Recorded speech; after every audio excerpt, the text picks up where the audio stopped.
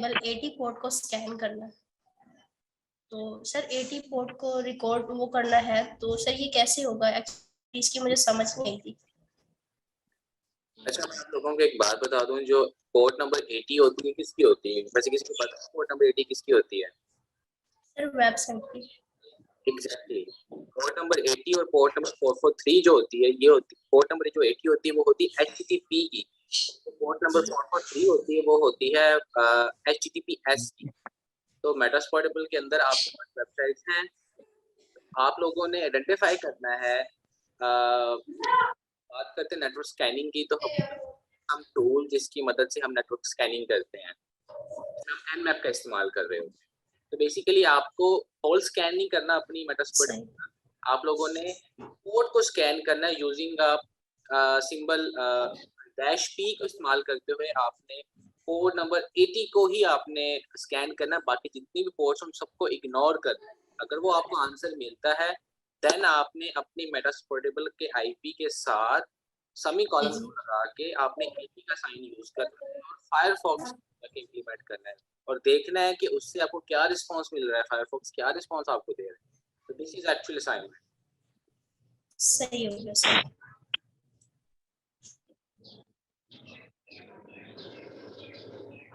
और किसी का कोई क्वेश्चन काइंडली जिनके पास जो भी क्वेश्चंस है मुझसे पूछें, ठीक है? अस्सलाम वालेकुम सर। जी सर ये पूछना था कि सिर्फ पोर्ट मालूम करना है या वर्जन भी बताना है कि ये इस पोर्ट पे कौन सा वर्जन चल रहा है?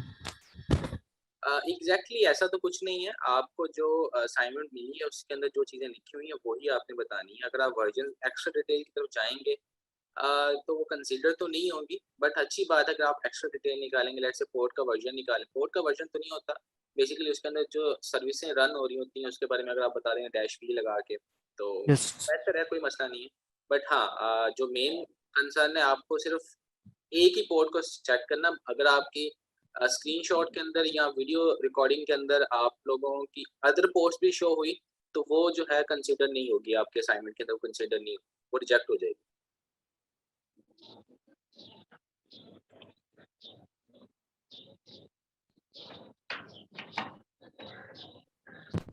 हेलो, अस्सलाम वालेकुम सर। जी वालेकुम सलाम। सर मैं ये पूछना चाहता हूँ जो अपना मेटास्प्लोइट का जो वर्जन फिलहाल हम यूज़ कर रहे हैं वो विर्चुअल बॉक्स और VMware में, मतलब कि इनमें बहुत अच्छा काम क्यों नहीं वर्क करता?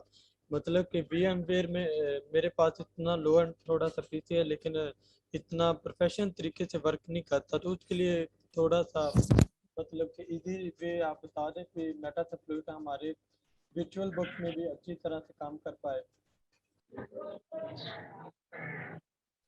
मोहम्मद उमर, ऐसा है कि मैंने जो लोग भी CH और पेन टेस्ट का कोर्स कर रहे हैं, जो CH और पेन टेस्ट का कोर्स कर रहे हैं उनको मैंने हमेशा वर्चुअल बॉक्स ही क्या कहते हैं बताया कि वर्चुअल बॉक्स के अंदर आपके पास जो लेक्चर्स हैं उनके अंदर मैंने वर्चुअल बॉक्स को ही कॉन्फ़िगर करना बताया। सिवाय इसके कि जो एडवांस साइबर सिक्योरिटी V2 जो अभी लॉन्च हुआ है PFTP के ऊपर, सिवाय इसके अलावा बाकी जितने भी कोर्स हैं मैंने आपको वर्चुअल बॉक्स के ऊपर ट्रेनिंग दी है। तो वर्चुअल बॉक्स के अंदर किसी भी तरह कोई इशू तो नहीं आता। हाँ, इन केस अगर आप VMware यूज़ कर रहे हैं तो VMware यूज़ करने की भी कुछ शराइत होती हैं। VMware इसलिए यूज़ किया जाता है, वो होता है आप इंडस्ट्री में काम कर रहे होते हैं, आप जब प्रोफेशनली काम कर रहे होते हैं। बट जब वर्चुअल बॉक्स की बात आती है, जब आप प्रैक्टिस कर रहे होते हैं, आप किसी को ट्रेनिंग दे रहे होते हैं, तब वहाँ पर वर्चुअल बॉक्स यूज़ किया जाता है, क्योंकि वर्चुअल जो बॉक्स होता है वो बहुत लाइट वेट है। वो हार्डवेयर की इतनी ज़्यादा रिक्वायरमेंट उसे नहीं है, जबकि VMware की जब हम बात करते हैं उससे हार्डवेयर की अच्छी खासी रिक्वायरमेंट होती है और VMware यूजुअली जो है इंस्टॉल होता है सर्वर के अंदर। तो अगर आपके सिस्टम में 4 जीबी की रैम है, do not install a VMware, आप वर्चुअल बॉक्स की तरफ ही जाएँ और मेरे लेक्चर्स के अंदर भी हमेशा वर्चुअल बॉक्स ही मैंने इंस्टॉल करा है। VMware सिर्फ़ और सिर्फ़ एडवांस लेक्चर्स के अंदर ही है।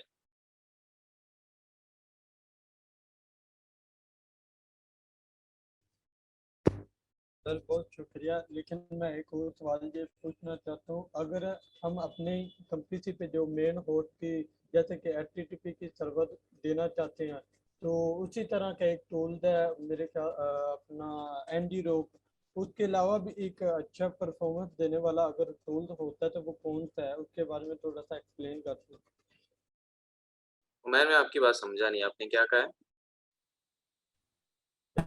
मैंने ये कहा कि अगर हम आपके जो मेन होस्ट सर्वर ऑनलाइन करते हैं, कोई ऑन अपना, जैसा कि एक कंप्यूटर से दूसरे कंप्यूटर के साथ कनेक्ट करते हैं, तो एक मेन होस्ट जनरेट करते हैं, जिसे मतलब कि वो एक टूल होता है एनजी रॉक। तो उसी बाद एनजी रॉक काम नहीं करता, तो उससे बेहतर वाला जो टूल होता है, वो मैंने आपको थोड़ा सा वो एक्सप्लेन कर दे जो सबसे बेस्ट रहेगा।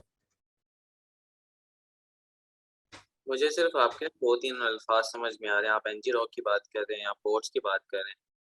एक्चुअल में आपकी जो वॉइस है वो बार बार ड्रॉप हो रही है, इस वजह से मुझे समझ में नहीं आ रहा। अगर आप मैसेज कर दें या अगर आप अपनी वॉइस को क्लियर करके मुझे बताएं तो मैं आपको उस चीज़ का रिस्पॉन्स कर देता हूँ।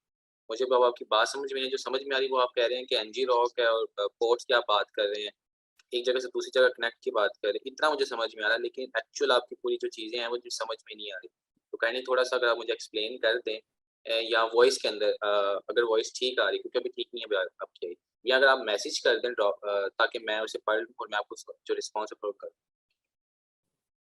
सर असल में ये कहना चाह रहे थे कि जब हम फिशिंग अटैक करते हैं तो उसमें एनजी रॉक का जो लिंक होता है ना वो काम नहीं करता है, तो हम इसको किस तरह से काम करवाएं? अच्छा, तो यूँ कहो ना कि आप लोगों ने फिशिंग करनी है, घुमा-फिरा के बात कर रहे हो, तो पता नहीं क्या क्या अजीब-सी बात।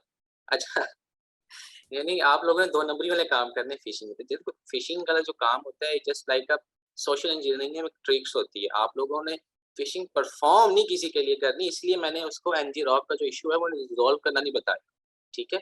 हाँ, अगर आपको वो रिज़ॉल्व करना है मैं आपको बता देता हूँ।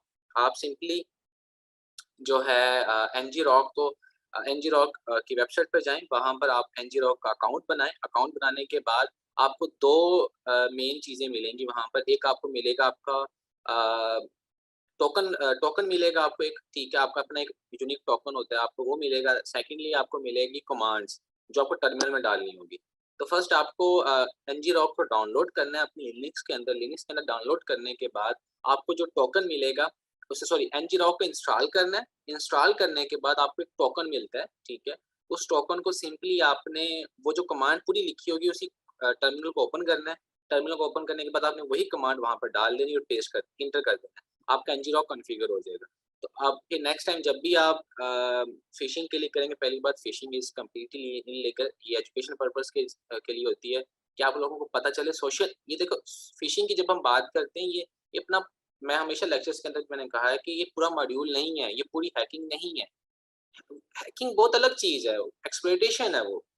यहाँ पर आती है यूज़र की अवेयरनेस कि कैसे सोशल इंजीनियरिंग के थ्रू आप किसी को मनचाही लेट्स से आपको कोई यूज़र टारगेट है, ठीक है?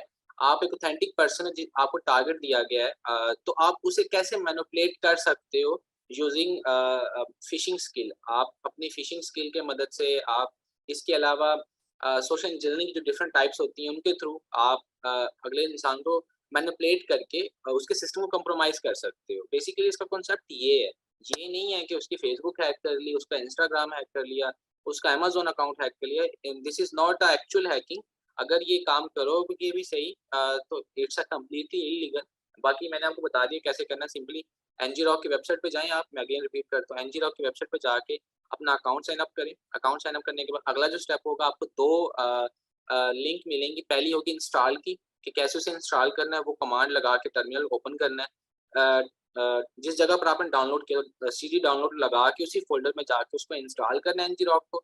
एनजी रॉक को इंस्टॉल करने के बाद उसके पास आपको एक नेक्स्ट कमांड मिली होगी, जिसके थ्रू वहाँ पे लिखा होगा कि उसका जो टोकन है ना, उसकी कमांड होगी डॉट स्लैश और उसका आगे पूरा टोकन होगा। तो वो जो स्लैश डॉट स्लैश आगे जो टोकन नंबर होगा वो सारा कॉपी करके पूरी कमांड लिखी हुई है कैसे करना है, कैसे नहीं करना।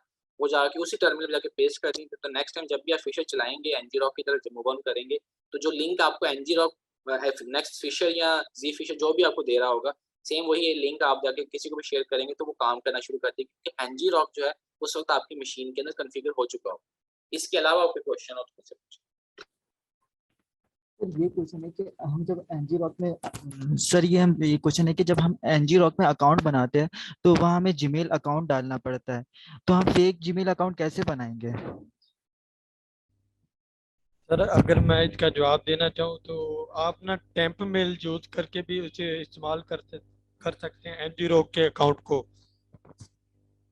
तो मैंने एनजी रोक के जो फाइल यूज की थी, मैंने तो टेम्प मेल वहाँ पर इस्तेमाल किया था और पासवर्ड तो मेरा अकाउंट बन गया था। लेकिन मैंने जो एनजी रोक होती ना, उसकी फाइल भी कॉपी की थी और उसकी फाइल और टोकन दोनों को मैंने इंस्टॉल किया था। बहुत इजीली हो जाता है। और सर मैंने मेरा आपसे एक ये भी सवाल है, अगर एथिकल हैकिंग में इस टाइम सबसे बेस्ट वाली लैंग्वेज कौन सी जा रही है? मतलब कि सी, पाइथन और उसके अलावा सबसे बेस्ट जो अच्छा, फ्यूचर आप में मेरी हमें। बात सुने। हाँ, मेरी बात सुने, मैं आपको सीधी स्ट्रेट बात करूंगा। आप लोगों ने फिशिंग करनी है, आप अपनी जिम्मेदारी के ऊपर करें। मैं वैसे भी इसके ऊपर इसके हक में नहीं हूँ कि मैं आप लोगों को बताऊंगा कैसे करनी। मैं लेक्चर्स के अंदर क्यों हाफ काम छोड़ देता हूँ अक्सर, क्योंकि उसमें मुझे पता है कि यूज़र जो नए नए बच्चे जैसे अभी आप हो, ये इलीगल एक्टिविटी परफॉर्म करते हैं। तो इस वजह से मैं इसके हक में नहीं हूँ। ठीक है, आपने अपने स्किल तक रखना है, अच्छी बात है, रखें।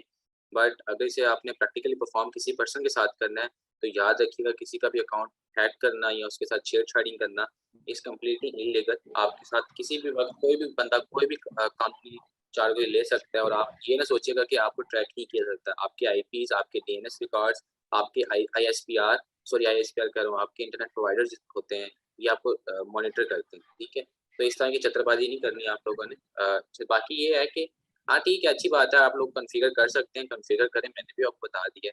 अब जो क्वेश्चन था वो क्या था, मैं भूल गया हूँ। अभी क्या कह रहे थे आप? जी सर, मैं ये सवाल कर रहा था कि हाँ, फिलहाल सॉरी। एथिकल हैकिंग में जो सबसे बेस्ट वाली लैंग्वेज यूज हो रही है वो कौन सी है? आगे फ्यूचर में भी उसका ज़्यादा इस्तेमाल होगा? अच्छा ठीक है, अभी मैंने लास्ट टाइम मैंने इसके ऊपर टीएफटीपी के ऊपर मैंने लाइव सेशन भी दिया था फेसबुक के ऊपर। ठीक है, और वहाँ पे भी मैंने, मेरे ख्याल में क्वेश्चन मेरे पास आए थे कि लैंग्वेज कौन सी सीखनी है। देखें, अगर तो आप लोगों ने अपना करियर परस्यू करना है, ठीक है, तब तक ठीक है। बट फिलहाल के लिए इतना कोई आपके ऊपर फर्ज नहीं है कि आप लैंग्वेज से सीखो। अपने अगर स्किल को इन्हांस करना है, अच्छी बात है, अपनी स्किल को इन्हांस करें, बट उसके लिए सबसे अच्छी बात है कि फॉर राइट नाउ आप पाइथन की तरफ जाएं। ठीक है, क्योंकि लैंग्वेज जो है बेसिकली आपको तब ज़रूरत पड़ती है जब आपको अपने टूल बनाने पड़ते हैं, अपनी मर्ज़ी की एक्सप्लॉइटेशन करनी होती है, स्क्रिप्ट बनानी होती है, चाहे वो नेटवर्क स्कैनिंग के लिए हो, एक्सप्लॉइटेशन के लिए हो, ब्रूट फोर्स अटैक के लिए हो। ठीक है, वहाँ पर आपको अपनी स्क्रिप्ट की ज़रूरत पड़ती है। तो वहाँ आप पाइथन का यूज़ करते हैं। पाइथन के बाद आप यूज़ करें, बैश की तरफ जाएँ। ठीक है, बट फिलहाल मैं आप लोगों को ये कि मशवरा दूँगा वो ये होगा कि अभी आप लोग इतने कैपेबल नहीं हुए कि आप लोग अपनी स्क्रिप्ट पाइथन की तरफ आप मूव ऑन करें। अच्छी बात है, अगर जाना तो जाएँ, बट फॉर राइट नाउ आप लोग जिन्होंने ये कोर्स किया है, अगर सीएच किया है, सीपीटी किया है, ये बेसिक कोर्स है, इतना कोई हाई टेक कोर्स नहीं आप लोगों के पास आया। मेरी पहली बात याद रखना, जो 1.5 लाख का कोर्स है आपको ऐसे नहीं मिल जाता। मैं 1.5 लाख का कोर्स किसी के हक में नहीं हूँ कि मैं 2500 में आपको दे दूँ। समझ रहे हैं मेरी बात? तो हम एक ना प्रॉपर, देखो मैं आपको सीधी बात करूँगा, जब हम मैट्रिक करते हैं ना, मैट्रिक से पहले क्या आता है? नर्सरी, वही नहीं कि आपके पास प्रॉपर एक लेवल होता है, ठीक है? उसके बाद आप मैट्रिक करते हो, मैट्रिक के बाद आगे जाते हो। ऐसा तो नहीं ना कि नर्सरी के बच्चे के हाथ में मैट्रिक की डिग्री, मैट्रिक की किताबें पकड़ा दी, वो पढ़ लेगा, ऐसा नहीं होता। तो अभी के लिए ये वो कोर्स है जिनका, जो अपना करियर परस्यू करना चाहते हैं आगे, जो अपने जस्ट शौक के लिए सीख रहे हैं, वो उनके लिए ठीक था सीएच सीपीटी।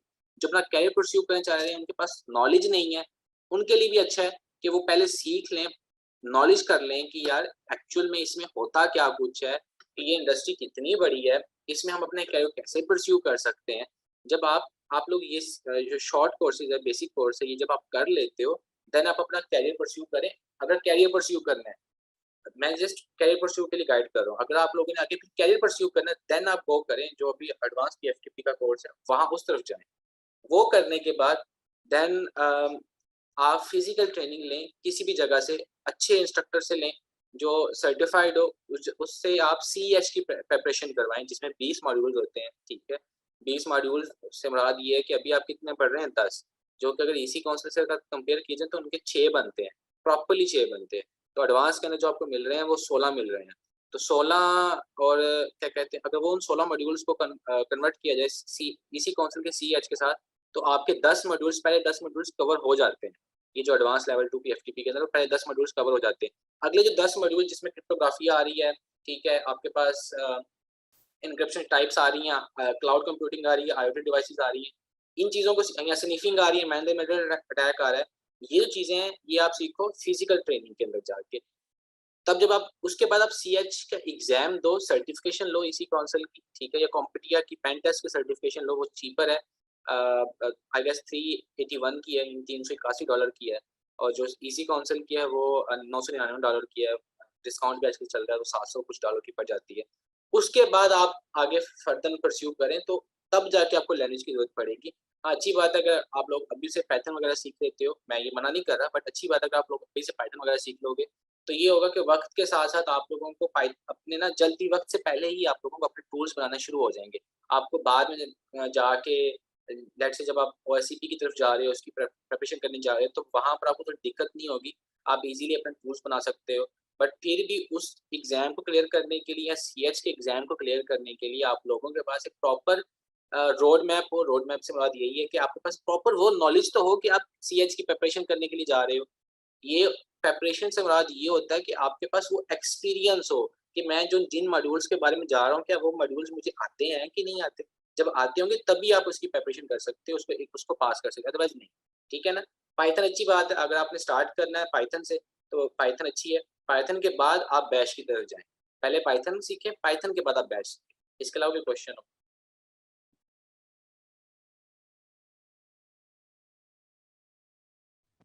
जी सर, मेरा एक क्वेश्चन है, अगर मिसाल के तौर पर मेरे पास CH एथिकल हैकिंग के बारे में कुछ इतनी इंफॉर्मेशन और नॉलेज है, लेकिन मेरे पास किसी किस्म की कोई सर्टिफिकेशन नहीं है, फिर भी मैं किसी दूसरे बंदे को इम्प्रूव कराना चाहता हूँ, भाई ये मैं कर सकता हूँ, तो वो कैसे हो सकता है?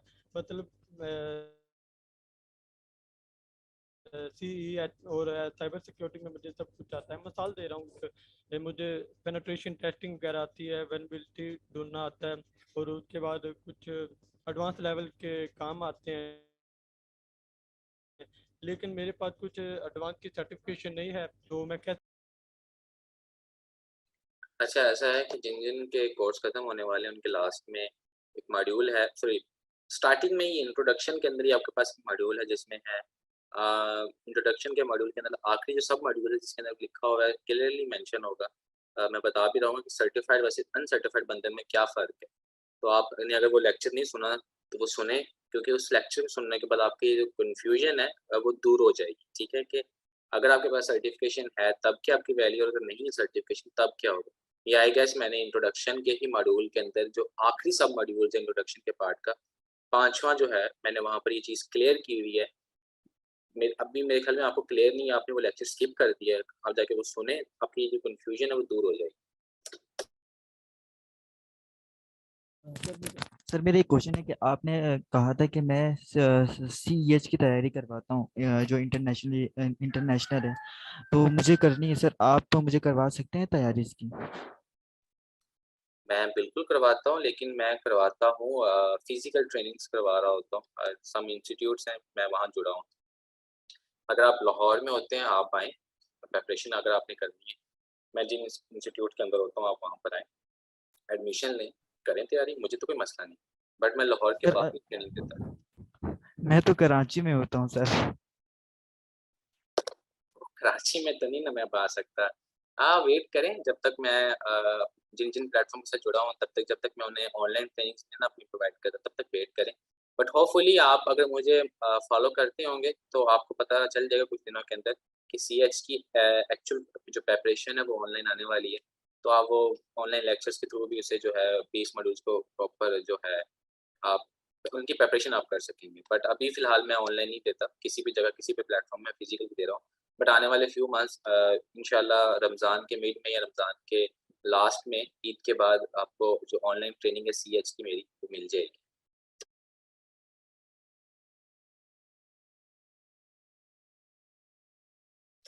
लाहौर में डिफरेंट इंस्टीट्यूट्स में मैं करवा रहा होता हूँ। मैं अब नाम नहीं ले सकता इस प्लेटफ़ॉर्म के ऊपर, बट हाँ, अगर आप मेरी लिंक्डइन पे जाएंगे तो आपको उन इंस्टीट्यूट्स के नाम पता चल जाएंगे। 2 ही इंस्टीट्यूट्स हैं मैं यहाँ पे जिनको सैटरडे संडे ट्रेनिंग दे रहा होता हूँ। इसके अलावा मैं और किसी जगह पे ट्रेनिंग दे रहा हूँ, सो IPFTP पे। आपको किसी का कोई क्वेश्चन है आप काइंडली मुझसे पूछें, ताकि मुझे पता चले कि आपके क्वेश्चंस हैं। ऐसे मुझे पता चलेगा कि मैंने इतना अच्छा तुम लोगों को ट्रेन किया, तुम लोगों का कोई क्वेश्चन नहीं है, समझ रहे हो? तो आप लोग क्वेश्चन पूछें ताकि मुझे पता हो कि हाँ आप लोगों के कुछ सवाल जवाब हैं, मैं उन्हें क्लियर करूँ।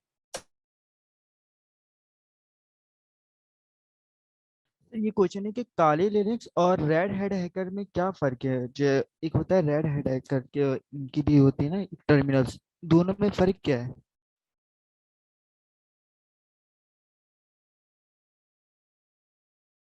क्या मैं आपकी बात समझा नहीं? रेड हैट हैकर और Kali Linux. Kali Linux is design for only for pen testing exploitation के लिए डिजाइन हुई है। अब आप किसकी बात कर रहे हो? मैं समझा ही नहीं हूँ आपकी। सर मैं ये कह रहा था कि एक काली लिनक्स होती है और एक होती है रेड हैट हैकर। दोनों अलग अलग चीज़ें होती है। काले लिनक्स में एप्लीकेशन इंस्टॉल होती है, जबकि रेड हैट हैकर में एप्लीकेशन इंस्टॉल नहीं होती है। तो ये दोनों में फ़र्क क्या है कि ये जो रेड हैट हैकर जो है टर्मिनल्स है, वो इसे कौन इस्तेमाल करता है?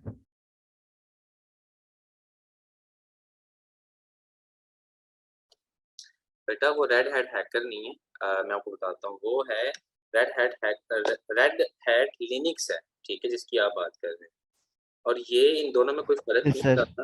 वो भी लिनक्स का डिस्ट्रो है, बट वो मोस्टली यूज किया जाता है सुपर कंप्यूटर्स के अंदर या सर्वर के अंदर यूज की जाती है, जो रेड हैट लिनक्स होती है, ठीक है।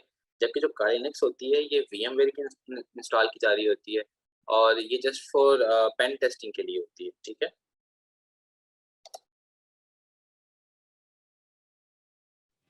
जी सर, मेरा एक क्वेश्चन था। जी जी बिल्कुल पूछें।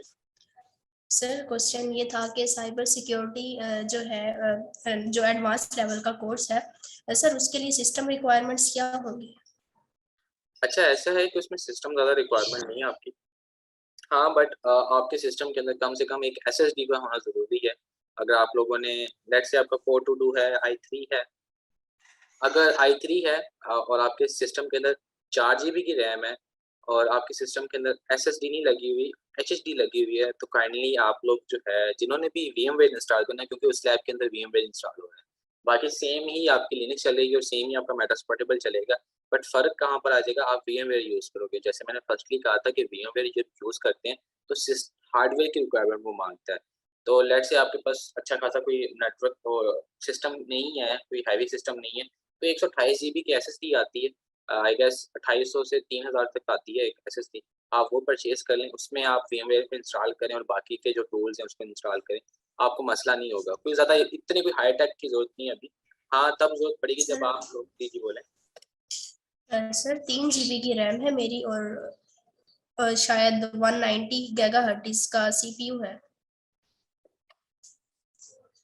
अच्छा, ऐसा है कि फिर पॉसिबल, मैं आपको क्या कहूँ, अब ऐसा होगा कि सिस्टम में चल तो जाएगा, बट एट द एंड जब आप लिनक्स भी चला रही होंगी और मेटास्पोर्टेबल को भी एट सेम टाइम रन कर रही होंगी, तो सिस्टम क्रैश भी हो सकता है, क्योंकि VMware जो है वो खुद भी बहुत ज़्यादा अपना हार्डवेयर को यूज़ कर रहा होता है, सॉरी, और साथ ही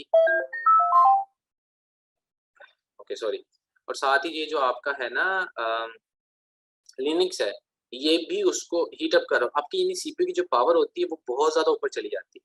तो इसको रिज़ॉल्व करने के लिए आप सिंपली जो है अपना अगर SSD रैम नहीं अपग्रेड कर सकती, कम से कम एक एक्सटर्नल एक ना एक्स्ट्रा हार्ड डिस्क ले लें, 128 जीबी की SSD ले लें। मैंने जैसे बताया वो 2900 से 2800 से 3000 के दरमियान आपको आती है। आप सिंपली वो जैसे हम USB इस्तेमाल करते हैं ना एक्सटर्नल, वो भी एक्सटर्नल के लिए इस्तेमाल करें अपने डेली जो लाइफ के अंदर आपको जो डाटा वगैरह उसके अंदर लगाएँ, चलाएँ। बट आप VMware उसके अंदर इंस्टॉल करें। उसमें ये होगा कि VMware का जो भी बूट लोड होगा वो आपके SSD से होगा, और SSD जब जिसके कंप्यूटर के अंदर या अगर उसके अंदर से अगर आप उसे लोड करेंगे तो टाइम रिक्वायर्ड नहीं करेगा, किसी तरह का कोई लैग परफॉर्म नहीं करेगा, ठीक है ना। अगर रैम कम है तो आप इस तरफ जाएं। ठीक हो गया सर, बहुत शुक्रिया। तो सर SSD लगाने से मतलब सब ठीक हो जाएगा? मतलब मैं साइबर वाला VMware कर सकती हूँ सर इंस्टॉल? जी जी, मैंने जैसे कहा कि जब आप SSD लगा लेंगी आपके सिस्टम के आप फिर सिस्टम के अंदर इंस्टॉल नहीं करेंगे VMware को, आप सीधा उसके अंदर इंस्टॉल करेंगे अपनी SSD के अंदर। आप लोगों ने कभी नोटिस किया जब आप सॉफ्टवेयर इंस्टॉल करते हैं, सॉफ्टवेयर एक जगह पूछता है कि आपने C के अंदर अब मुझे इंस्टॉल करना है या D के अंदर करना है, यानी कि वो लोकेशन पूछता है। बस उसी जगह जाके आपने लोकेशन से बतानी है कि आपने इस जगह जाके इंस्टॉल होना है, यानी कि वो जो भी आपकी SSD होगी जिस जगह पे चल रही होगी, वो चाहे D हो E हो, बस उसे लोकेशन देनी है, वो उस जगह पर जाके इंस्टॉल होगा और एट द एंड वहीं से लोड होना शुरू हो जाएगा। और फिर आपको जो है ये ना प्रॉब्लम फेस करने के लिए मिलेगी कि वो लैग करे या क्रैश करे, चाहे आपकी 2 GB की रैम ही क्यों नहीं। ठीक हो गया सर, बहुत शुक्रिया। सर मेरा एक क्वेश्चन था कि पेनिट्रेशन टेस्टिंग और बग बाउंटी में क्या कोई डिफरेंस है? पेनिट्रेशन टेस्टिंग में तो वल्नरेबिलिटी मालूम होते हैं वेब की, वेब एप्लीकेशन की, तो बग बाउंटी में भी तो हम यही करते हैं। क्या इस दोनों में कोई डिफरेंस? आप मुझे एक बार बात बताएं सही साहब, आप किस वीक लेक्चर में हैं? वीक 1, वीक 2, वीक 3 कौन से लेक्चर के अंदर? मैं वीक 8 लेक्चर में हूँ। आप वीक 8 के लेक्चर में हैं, आपको ये नहीं पता कि इंट्रोडक्शन के लेक्चर में मैंने ये चीज़ क्लियर की हुई है। जब आपको मैं बता रहा हूँ ग्रे हैट हैकर क्या होता है, एथिकल हैकर क्या होता है और व्हाइट हैट हैकर क्या होता है। यानी कि ग्रे हैट हैकर हम किसे कहते हैं? जो बग बाउंटी कर रहा होता है, फ्रीलांसिंग कर रहा होता है। आप अपने उसी स्किल को इस्तेमाल कर सकते हैं, यानी कि अगर आपको ये सेम स्किल्स हैं, यानी कि आपके पास और दूसरे के पास जो स्किल है उसमें कोई ज़्यादा फ़र्क नहीं है। आप अपने स्किल को किसी तरह भी यूटिलाइज़ कर सकते हो। अब मैं आपको ईज़ी कर देता हूँ, आपको वेब डिज़ाइनिंग करनी आती है, आप किसी कंपनी की वेबसाइट, किसी कंपनी के डिपार्टमेंट, उनके आईटी डिपार्टमेंट के अंदर एज़ ए वेब डेवलपर क्या कहते हैं काम कर रहे हो और आप ऑनलाइन भी काम कर रहे हो, फ्रीलांसर भी कर रहे हो। तो सेम आप किसको इस्तेमाल करें? अपने उसी स्किल को इस्तेमाल करते हुए दोनों प्लेटफ़ॉर्म पे काम कर रहे हो, अपनी कंपनी के अंदर भी काम कर रहे हो, फ्रीलांसिंग भी कर रहे हो। तो जब हम बात करते हैं ना बग बाउंटी की बात करते हैं, तो बग बाउंटी के लिए कौन सी स्किल चाहिए? जो आपको पेन टेस्टिंग के अंदर आ रहे हैं, और वो पेन टेस्टिंग के कौन सी स्किल हैं जो आपको एथिकल हैकिंग में आ रहे हैं। तो ये क्वेश्चन अब देख लें, ख़ैर आपने क्वेश्चन पूछा है, अब आपको पता होना चाहिए क्वेश्चन कैसा है। सेम स्किल है, कुछ ज़्यादा डिफरेंट नहीं है। बग बाउंटी के अपने प्लेटफ़ॉर्म्स है, बग क्राउड है, क्या कहते हैं हैकर वन है, इस तरह डिफरेंट उनके प्लेटफ़ॉर्म्स है। अभी तो रिसेंटली गूगल ने भी अपना बग बाउंटी का एक प्लेटफ़ॉर्म लॉन्च किया है, ठीक है? तो ये आपके ऊपर है, बट स्किल सेम चाहिए आपको। जो स्किल आपको चाहिए, उसी स्किल की बेस पर आप पेन टेस्टिंग का काम भी कर सकते हैं, उसी स्किल की बेस पर आप बग बाउंटी का भी काम कर सकते हैं। थैंक्स सर, बहुत शुक्रिया आपका। किसी का भी क्वेश्चन हो तो वो मुझे काइंडली बताएँ। बाकी किसी का क्वेश्चन नहीं है, इतने सारे आप लोग माशाल्लाह बैठे हुए हैं, किसी का कोई क्वेश्चन नहीं है?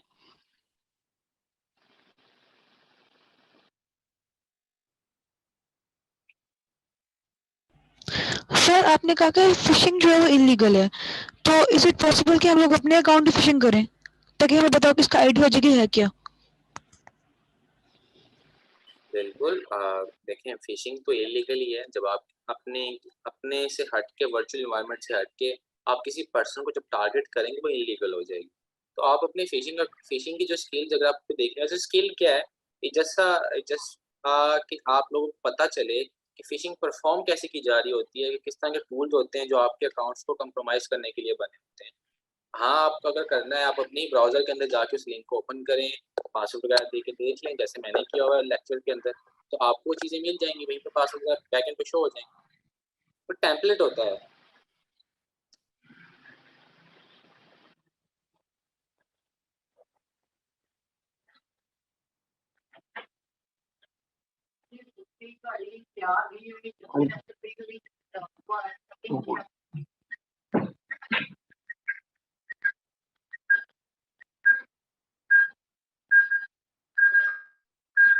जी, किसी को क्वेश्चन है तो काइंडली बताएँ। एक बात बताएँ, आ रही होती है, आप लोगों को समझ में आती है लेक्चर्स वगैरह की? आप लोग पहले ये बताएँ।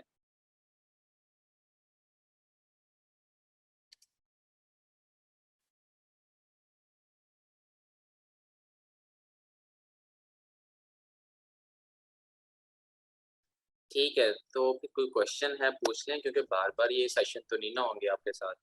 तो अगर मैंने भी टाइम निकाला है और पीएफपी ने भी आपके लिए टाइम निकाला है, तो कोई क्यूरी वगैरह है, अगर किसी ने करियर परस्यू करना है, तो आई एम अवेलेबल, आप पूछ लें।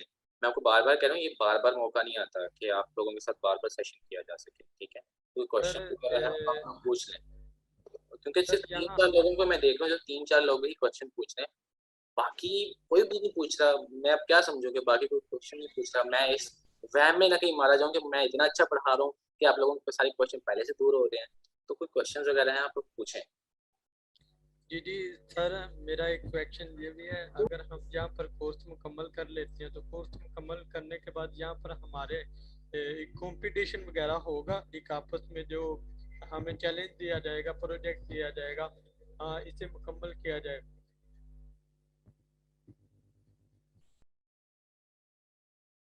जी बिल्कुल, एट द एंड आपको जो है एक प्रोजेक्ट मिलता है, हमेशा मिलता है। आपको एक वेबसाइट है, आपको अपनी स्किल की बेस पे वो जो वेबसाइट होती है, जो आपने पूरे लेक्चर में सीखा होता है, उसी स्किल को इस्तेमाल करते हुए वेबसाइट के अंदर आपको बग ढूंढने होते हैं और एट द एंड आपको रिपोर्ट सबमिट करनी होती है। तो ये आपको चैलेंज चैलेंज तो नहीं, खैर आपको कोई असाइनमेंट मिलेगी जो आपको पूरी करनी है।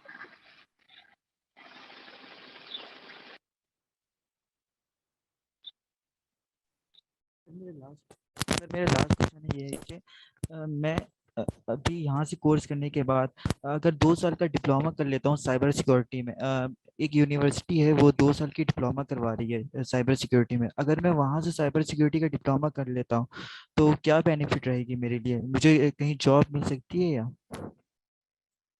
अच्छा मेरी बात सुने, मुझे ना हंसी आई आपके क्वेश्चन सुन के।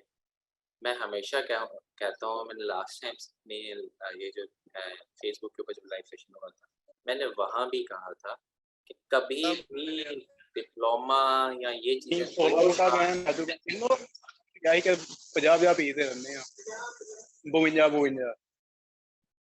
अपने ना माइक को म्यूट कर लिया करें बोलने के बाद। अच्छा, तो मैंने आपको हमेशा कहा है कि टाइम इज अ मनी। अब आप लोग कह रहे हैं कि 2 साल का डिप्लोमा, मैम 2 साल का डिप्लोमा समझ रहे हो 2 साल में कितना टाइम होता है? 2 साल में क्या क्या सीख क्या रहे हो 2 साल में? पहले जाके आउटलाइन चेक करना, आउटलाइन चेक करने के बाद पढ़ देखना कि पढ़ क्या रहे हो 2 साल के अंदर। मैं आपको बताता हूँ 2 साल में क्या होता है, 2 साल में क्या कुछ अचीव कर सकता है बंदा। जो एक्चुअल सीएच की प्रिपरेशन है ना, जो सीएच की प्रिपरेशन, अगर सिर्फ सैटरडे संडे की क्लासें लोगे ना जाके 2 घंटे की क्लासें, तो 2.5 से 3 माह में कोर्स कवर होता है सीएच को, जो डेडिकेटेड बना हुआ है किसके लिए, एथिकल हैकिंग यानी कि पेन टेस्टिंग के लिए जो कोर्स बना हुआ, 3 माह का, मैक्सिमम 3 माह का कोर्स है। और उसमें भी अगर सैटरडे संडे जाके क्लासेस लेते हो, अगर आप डेली बेसिस पे क्लासेस ले रहे हो तो कितने मंथ का कोर्स बन जाएगा, सेम 1.5 माह का कोर्स बनेगा, ठीक है। उसके बाद अगर आप सीएच की प्रिपरेशन, सीएच का एग्जाम क्लियर कर देते हो, आपके पास इतनी सारी चॉइस है। आप 3 माह में अज्यूम करो कि 3 माह के अंदर आपने कोर्स भी कंप्लीट कर लिया और एग्जाम भी दे दिया, बाकी के 17 महीने कहाँ जाएंगे भैया आपके? 17 कह रहा हूँ, आपके पास 2 साल है ना, तो 24 महीने हो जाएंगे। तो बाकी के मंथ कहाँ जाएंगे, बाकी के कहाँ वेस्ट कर रहे हो? वो मैं बताता हूँ कहाँ वेस्ट करोगे। वो सबसे पहले आप जाओ, पहले आउटलाइन देखो, आउटलाइन में पढ़ोगे क्या? मैंने हमेशा कहा है कि यहाँ पर पाकिस्तान में आप लोगों को नेटवर्किंग सिखा दी जाएगी, आप लोगों को प्रोग्रामिंग सिखा दी जाएगी, आप लोगों को सिस्को के बारे में बता दिया जाएगा। 7-8 माह, 6-7 माह आपको वहाँ रोल दिया जाएगा, जो बाकी का टाइम बच जाएगा उस बता देंगे what is the difference between cyber security, what is the difference between information security, फिर पेन टेस्टिंग के बारे में बता दिया जाएगा, बट एक्चुअल रोड मैप नहीं होगा उसके अंदर। ये मेरा अपना एक्सपीरियंस है, बाकी आप लोगों ने करना है, आप लोग जाओ। देखो, आप लोगों को अपना कैरियर है, मैं बैठा हूँ, मैं आप लोगों को गाइड करने के लिए बैठा हूँ, ठीक है। अगर आप लोगों ने करना है, आपने अगर करना है 2 साल का डिप्लोमा, गो हेड करो, मुझे कोई मसला नहीं, ठीक है। बट ये याद रखना कि जो पढ़ रहे हो वो आपकी ऑथेंटिक है कि नहीं। आपने कहा 2 साल का पढ़ने के बाद मैं क्या करूँ, मुझे क्या पता 2 साल में आप क्या पढ़ रहे हो? मुझे पता होगा तो मैं आपको बताऊंगा ना। तो मैंने आपको सीधा सीधा बता दिया कि 2 साल में, यार 2 साल में अच्छा कुछ बंदा अचीव कर लेता है। 2 साल 3 माह में तो आपका सीएच क्लियर हो जाता है, ठीक है। उसकी सर्टिफिकेशन आपके हाथ में होती है। पता नहीं 2 साल में आपने क्या पढ़ने जाना है। ये ना आपके कैरियर की बात है। आप लोग अगर खुद से जब तक R&D नहीं ना करोगे, जब तक रिसर्च नहीं करोगे, जब तक अपना सेल फोन का या अपने लैपटॉप का सही इस्तेमाल नहीं करोगे, उस पर चेक गूगल बेशक हर चीज के लिए बना, तो गूगल के ऊपर लिखोगे ना, क्लियरली लिखोगे सीएच के बारे में, यहाँ से सिंपली गूगल पे जाओ, वहां पर लिखो CHV11 ब्राउशर। आप जब ब्राउशर की तरफ जाओगे ना, आपको आउटलाइन मिलना शुरू हो जाएंगी, 20 की 20 आउटलाइन मिलेंगी, ठीक है। उन 20 मॉड्यूल के अंदर वो क्या पढ़ा रहे हैं वो भी सब पता चल जाएगा। फिर कंपेयर करो जो 2 साल का डिप्लोमा, क्या वो सब कुछ पढ़ पाओगे 2 साल के अंदर? अगर तो पढ़ लोगे तो फिर भी वेस्ट हो रहा है, क्योंकि 2 साल का टाइम है, वो 3 माह में कवर हो रहा है। तो ये सोच समझ के करना है। बाकी मेरी बात को बुरा नहीं मानना, क्योंकि मुझे नहीं पता 2 साल में वो क्या पढ़ा, ठीक है ना। मैंने आपको यही बात की कि 2 साल टाइम वेस्ट के लिए है, बाकी आपका है, आप करना चाहते हो करो, नहीं करना चाहते तब भी आपके ऊपर है। पर 3 माह में ही बंदे का जो फ्यूचर है वो सेट हो जाता है, मतलब 3 माह के अंदर आप सीएच क्लियर कर लेते हो। ये सर, लेकिन सर वो ये पाकिस्तान में यूनिवर्सिटी है, वो करवा रही है। उन्होंने कोर्स कंटेंट भी मुझे दिया है, अगर मैं आपको शेयर कर दूं तो आप देख लें, बेहतर हो। क्या कहा है आपने, मैं समझा नहीं आपकी बात, सॉरी। मैं कह रहा था कि वो जो कोर्स करवा रहे हैं ना, 2 साल का डिप्लोमा, वो इंडिया की यूनिवर्सिटी करवा रही है ऑनलाइन। तो उन्होंने मुझे कोर्स और टाइम भी सेंड किया है, अगर मैं आपको सेंड कर देता हूँ तो आप देख लें।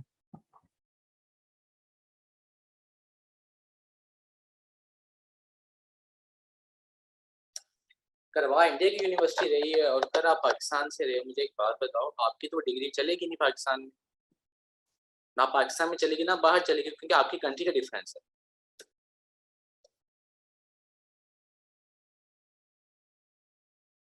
Yes sir.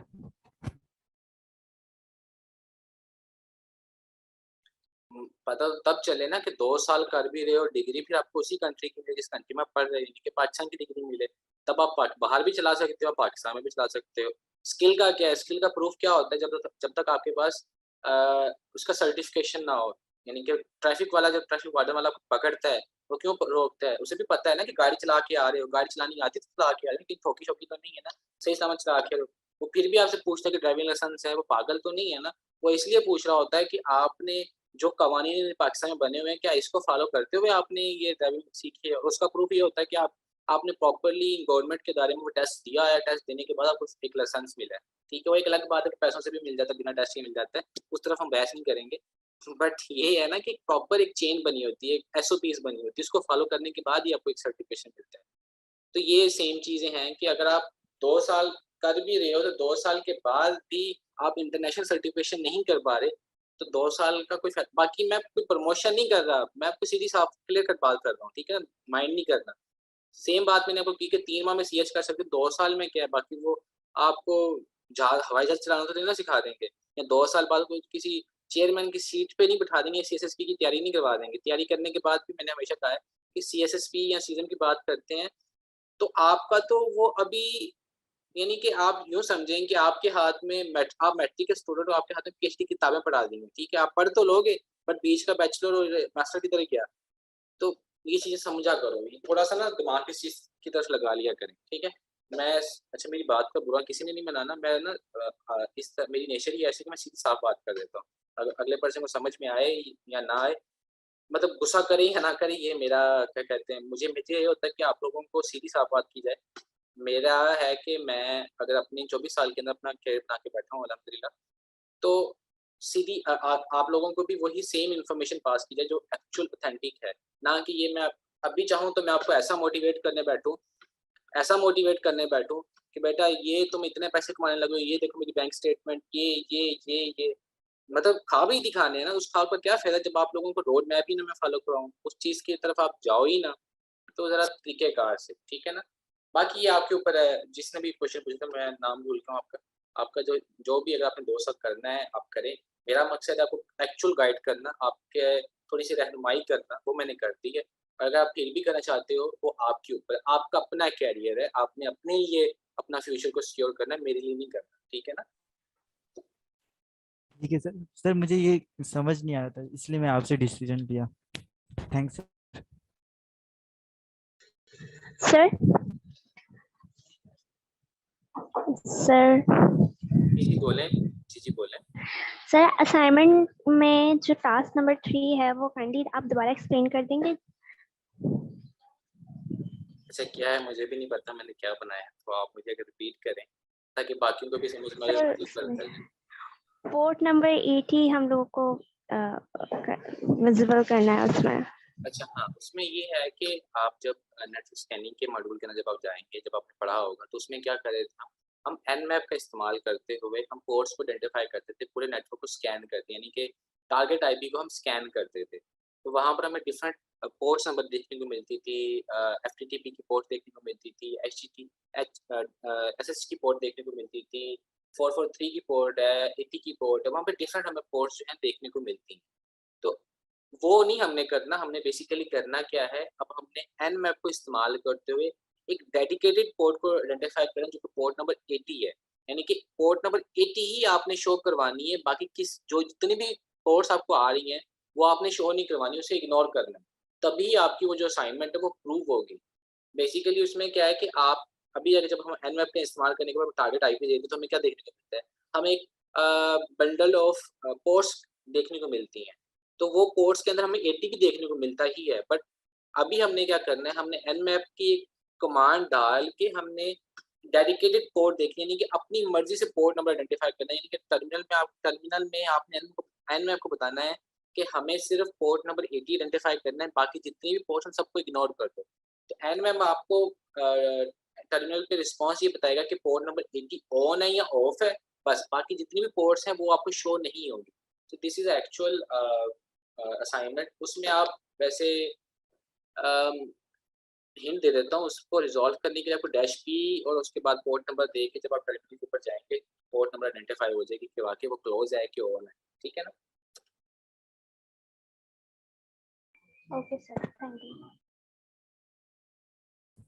सर मेरा एक क्वेश्चन ये भी है कि अगर हमें इस फील्ड के बारे में सबसे ज़्यादा इंफॉर्मेशन जितना हो सके ज़्यादा गेन करना चाहें तो कौन से ऐसे प्लेटफॉर्म होंगे जहाँ से हम अपना इंफॉर्मेशन ज़्यादा गेन कर सकेंगे? जैसा कि लाइक गूगल पे काफ़ी इतनी सर्च करनी पड़ती है कि बंदे को समझ में नहीं आती। सबसे पहले ये है कि आप अपनी कंफ्यूजन दूर करें। ठीक है, कंफ्यूजन से मुराद ये है कि आप लोग पहले एक कोर्स कंप्लीट करें, फिर अगली बात करें। आपको गूगल में जब देखो वेबसाइट्स बनी है, गूगल बना है इन्फॉर्मेशन देने के लिए, सर्च इंजन है ना, वो इन्फॉर्मेशन देने के लिए बना है। तो आपको जब आप कोर्स कंप्लीट कर लेते हो आपको पता चल जाएगा कि मुझे सर्च क्या करना है गूगल पर। जब आपको पता होगा ना कि मुझे सर्च क्या करना है गूगल के ऊपर, तब आपको वही चीज़ें देखने को मिलेंगी। तो आपको यही नहीं पता कि मुझे सर्च क्या करना है गूगल के ऊपर, तो फिर आप यही कन्फ्यूज़ ही रहते रहोगे कि मैं सर्च क्या करूँ और आंसर मुझे क्या देखने को मिले। अभी मुझे पता है कि मुझे अगर गूगल के ऊपर कोई चीज़ सर्च करनी है तो मैं वही चीज़ टाइप करूँगा। मैं ये नहीं करूँगा कि मेरे पास सर्च करूँ मुझे एलिफेंट टावर देखने को मिल गया है, ऐसा तो नहीं होता। तो आपको जो चीज़ सर्च करनी है आप वही चीज़ गूगल पे लिखोगे।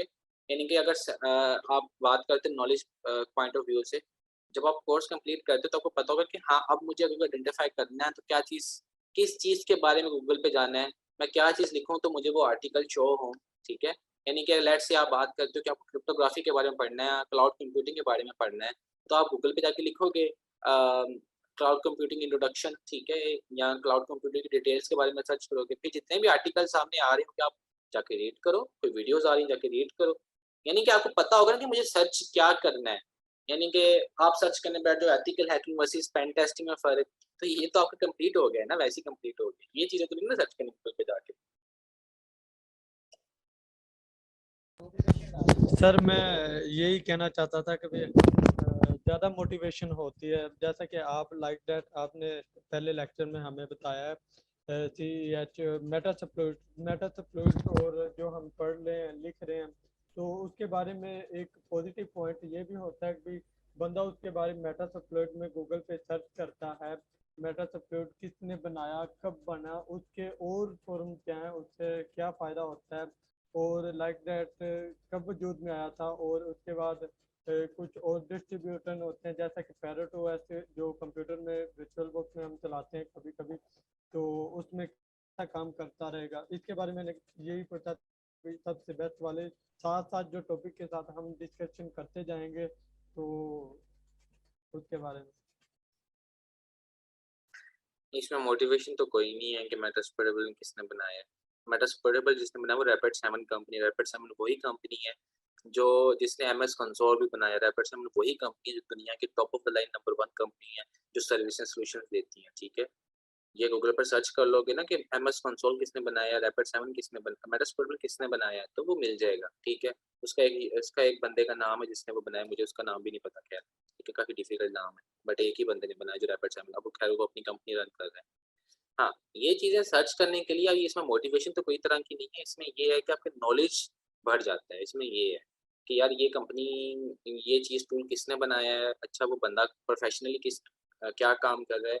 इस तरह की रिसर्च गूगल पे करोगे तो आंसर आपको लाज़मी मिलेगा।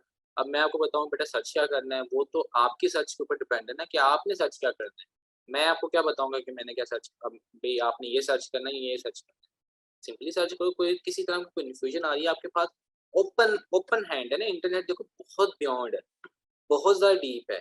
आप कुछ भी सर्च करोगे कहीं न कहीं आपको आंसर उसका मिल जाता है, ठीक है? बाकी पैरेट ओएस वो भी एक लिनक्स का डिस्ट्रो है और उसमें और लिनक्स में क्या फ़र्क है? कोई फ़र्क नहीं है। वो जब हम बात करते हैं काली लिनक्स की तो उसकी कम्युनिटी बहुत ज़्यादा है। अब आपको सिंपली समझा देता हूँ, जैसे आईफ़ोन है या एंड्रॉयड है। अब किसके प्ले स्टोर पे सबसे ज़्यादा आईफ़ोन के अंदर ऐप स्टोर होता है और गूगल के सॉरी एंड्रॉयड के अंदर क्या होता है प्ले स्टोर होता है। तो सबसे ज़्यादा एप्लीकेशन किसके ऐप स्टोर के अंदर होती है? हमें भी पता है एंड्रॉयड के अंदर होती है। तो ऐप स्टोर के अंदर वो ज़्यादा एप्लीकेशंस नहीं है, यानी कि हमारे पास ओपन हैंड होता है एंड्रॉयड को मॉडिफाई करने का, थीम चेंज करने का, क्या आईओएस की तरफ हमें वो चीज़ें नहीं मिलती, ठीक है? जब हम बात करते हैं ना लिनक्स की, काली लिनक्स की जब हम बात करते हैं, पैरेट ओएस की बात करते हैं, ब्लैक आर्च की बात करते हैं, उबुंटू की करते हैं, ठीक है? मिंट लिनक्स की करते हैं, तो इन सब में जो सबसे बेहतर है वो काली लिनक्स होती है। वो क्यों होती है? क्योंकि इसकी कम्युनिटी बहुत ज़्यादा है, इसके टूल बहुत ज़्यादा है, ठीक है? यानी कि हर हर 2 साल में, हर 1 साल के अंदर इसकी 2 अपडेट आई होती हैं, ठीक है? हर टूल इसके अंदर हमें देखने को मिलता है।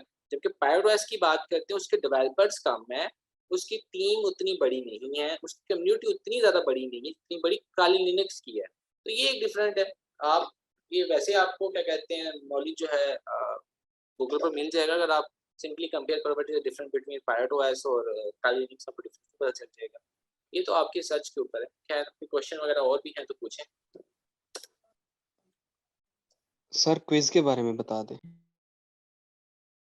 क्विज के बारे में मैं आपको क्या बताऊँ, बताएँ? क्विज के आंसर तो मैं नहीं बताऊँगा, लाज़मी बात है। क्विज के आंसर तो आप नहीं करने हैं। कोई कन्फ्यूजन है तो वो मुझे बताएँ, मैं कर देता हूँ। मतलब सर सबमिट कैसे करवानी है वो? अभी तक हमें मिली नहीं है वो उसके ऊपर एलएमएस के ऊपर। तो जब आपको मिल जाएगी तो उसके अंदर प्रॉपर आपको ना बता दिया जाएगा कि कैसे आपने सबमिट कैसे करवानी है, यानी प्रॉपर आपको ना गाइडलाइंस मिल जाएगी कि कैसे करवानी है। एलएमएस में आपको जो फाइल मिलेगी उसके अंदर पूरा लिखा हुआ है कि कैसे ना आपको ये क्विज जो है सबमिट करवानी है, ठीक है? Okay sir, thank you. अच्छा ये सर एक्चुअली मेरी एक क्यूरी थी प्लीज। आया है, 1 मिनट सॉरी मैं आपकी ना बात सुनता हूँ। वकास का एक क्वेश्चन आया, बड़ा अच्छा क्वेश्चन है कि वाईफाई अडॉप्टर कौन सा यूज़ करना चाहिए जो मॉनिटर मोड को सपोर्ट करे? पाकिस्तान में ऐसा कोई अडॉप्टर नहीं है जो मॉनिटर मोड को सपोर्ट करे। एक था टीपी-लिंक का वर्जन 1, टीपी-लिंक का जो वर्जन 1 है वो पाकिस्तान में आना बंद हो गया है। मतलब आता था, अब तो टीपी-लिंक का जो वर्जन 3 आ रहा है मार्केट के अंदर, आपको जो 15 से 2000 में मिल जाता है, ठीक है? इसका जो अडॉप्टर्स हैं जैसे कि अल्फ़ा है आपके पास, पांडा के अडॉप्टर्स होते हैं वो पाकिस्तान में नहीं आते, बैन है, ठीक है? यानी पाकिस्तान में जितने भी टूल्स हैं related to cyber security, to exploitation या पेन टेस्टिंग के जितने भी टूल्स हैं, हार्डवेयर टूल्स हैं, पाकिस्तान में बैन नहीं आते, चाहे वो हैक5 के हों या कोई भी टूल्स हों, पाकिस्तान में नहीं आते। तो पाकिस्तान में जो आपको टूल्स ये जो अडॉप्टर्स देखने को मिलेंगे, वो आपको मिलेगा टीपी-लिंक का वर्जन 1, ठीक है? टीपी-लिंक का वर्जन 1 होगा और इसका मॉडल आई गेस 7.3 कुछ, एक मिनट, इसका जो मॉडल होता है ना वो होता है WN727N। हाँ ये मॉडल है इसका, ठीक है? यानी कि टीपी-लिंक का जो मॉडल होगा वो WN727N होगा, जो मॉनिटर मोड को भी सपोर्ट करता है और इंजेक्शन मोड को भी सपोर्ट करता है। यानी कि आम ज़ुबान जिन्हें समझ में नहीं, यानी कि वाईफाई को कैसे कंप्रोमाइज़ किया जाता है, उसके लिए जो हार्डवेयर रिक्वायरमेंट होती है, ये मैं वो बात कर रहा हूँ, जिन लोगों को समझ में नहीं आ रहा। तो ये आपको इसके अंदर भी आपको वर्जन 1 के अंदर जो हार्ड डिस्क है वो देखने को मिलेगी। हाँ, आप द्राज में देख सकते हैं, पर द्राज में आपको ना टीपी-लिंक का वर्जन 3 देखने को मिलेगा। टीपी-लिंक का वर्जन 3 आपका सपोर्ट नहीं करता, ठीक है? हाँ, एग्ज़ैक्टली WN 727 यानी कि 727 N है, ठीक है? तो वो कर लें, लेकिन उसके अंदर वर्जन 1 ही सपोर्ट करता है, बाकी के वर्जन 2 और वर्जन 3 सपोर्ट नहीं करते। वर्जन 1 जो है वो आपको बेसिकली मार्केट से देखने को मिलेगा, या OLX के ऊपर चले जाओ, मतलब जो यूज के अंदर होगा वही फ्रेश नहीं आता, अभी फ्रेश वर्जन 1 नहीं आता, क्योंकि अब तो वर्जन 3 आ गया है, बहुत पुराना टूल है। अच्छा जी, मुबीन आपने पूछा है what is the difference between, यानी कि what is a monitor mode और इंजेक्शन मोड। देखें, जब हम बात करते हैं ना वायरलेस पेन टेस्टिंग की, यानी कि वाईफाई नेटवर्क को कंप्रोमाइज करना, यानी कि उसको एक्सप्लॉइट करना, हार्डवेयर उसको मतलब हैक करना, यानी है हमसायों का वाईफाई हैक करना। तो ये चीज़ें जब होती हैं तो इसके लिए हार्डवेयर प्लस सॉफ्टवेयर की रिक्वायरमेंट होती है, ठीक है? क्योंकि जब साइबर सिक्योरिटी की वर्ड साइबर सिक्योरिटी की बात करते हैं तो ये कंप्लीट तब तक नहीं हो सकती जब तक सॉफ्टवेयर प्लस हार्डवेयर साथ में मिले। तो जब हम बात करते हैं ना वायरलेस को कंप्रोमाइज करने के लिए, तो हमें सबसे ज़्यादा चीज़ जो ज़रूरत होती है वो होती है वायरलेस, ऐसे वायरलेस अडाप्टर की जिसके अंदर मॉनिटर मोड भी हो सके और इंजेक्शन मोड भी, यानी कि मॉनिटर कर सके कौन सी ट्रैफिक आ रही है, कौन सी ट्रैफिक जा रही है, और इंजेक्शन मोड ये कि वो अपनी मना सके, उन उन उन जो वो जा रही है ना, जो भी पैकेट्स जा रहे हैं उसके अंदर अपनी जो है मनमानी कर सके, ठीक है? किसी को डीऑथ कर दिया, किसी के सेल फ़ोन के, किसी के वायरलेस को हमने मॉनिटर करना शुरू कर दिया, कौन सी वेबसाइट विज़िट कर रहा है, क्या कर रहा है, कौन से पासवर्ड जा रहे हैं, कौन से आ रहे हैं, ठीक है? वायरलेस को एक्सप्लॉइट करना है, यानी कि वीपीएस है, वीपीए2 को एक्सप्लॉइट करना है तो कैसे करना है? ये जो चीज़ें हैं ये आपको मतलब अभी तो नहीं, तभी तो मैं आपको कह रहा हूँ कि अगर आप लोगों ने इस तरफ भी आगे परस्यू कैरी ओवर करना है, तो प्लीज़ आप लोग पहले ये कोर्स कंप्लीट करें, देन एडवांस करें जो पीएफटीपी के ऊपर पड़ा हुआ है, फिर जाके ये चीज़ें समझ में आएँगी। मैं भी आपको बताना शुरू कर दूँ तो वेस्ट होगा, मेरा गला खुश्क हो जाएगा, आपको समझ पल्ले नहीं पड़ना आपके, ठीक है ना? तो ये स्टेप बाय स्टेप होता है, छलांगे मारोगे ना, तो वो मर्ज हो जाएगा, मिक्सअप हो जाएगा, ना इधर के रहोगे, ना उधर के रहोगे, एक मिक्सचर बना के अपने आप को बैठ जाओगे, ठीक है? तो इन चीज़ों से ज़रा बाहर निकलो। अच्छा सर, मेरी ये क्यूरी थी कि एक्चुअली एक साइबर सिक्योरिटी एंथुसियास्ट जो है, अगर वो अपनी पूरी स्किल्स वगैरह कंप्लीट कर लेता है, स्किल सेट ले लेता है और उसका आगे एम है एंटरप्रेन्योरशिप की तरफ जाने का, तो वो बेसिकली कहाँ लाए कर रहा होता है एंटरप्रेन्योरशिप की दुनिया में? मतलब मैंने जहां तक देखा है साइबर सिक्योरिटी एक्सपर्ट्स जो है वो किसी ना किसी इंडस्ट्री के लिए काम कर रहे होते हैं। तो एक अगर वो चाहता है कि मैं एंटरप्रेन्योरशिप आगे मैं कैरी ऑन करूं, तो वो बेसिकली कहाँ लाए कर रहा होता है? पहले आप मुझे ये बताएं एंटरप्रेन्योरशिप होती क्या है, फिर मैं आपको उसका जवाब देता हूँ। सर मैं आपसे पूछ रहा हूँ, प्लीज पहले मैंने आपसे सवाल किया। मैं वही आपसे पूछ रहा हूँ कि एंटरप्रेन्योरशिप जो है बेसिकली ये जो वर्ड है ये है क्या? जब आपको इसका मतलब पता होगा तभी मैं आपको गाइड कर पाऊंगा ना, मुझे इसका मतलब बताएं।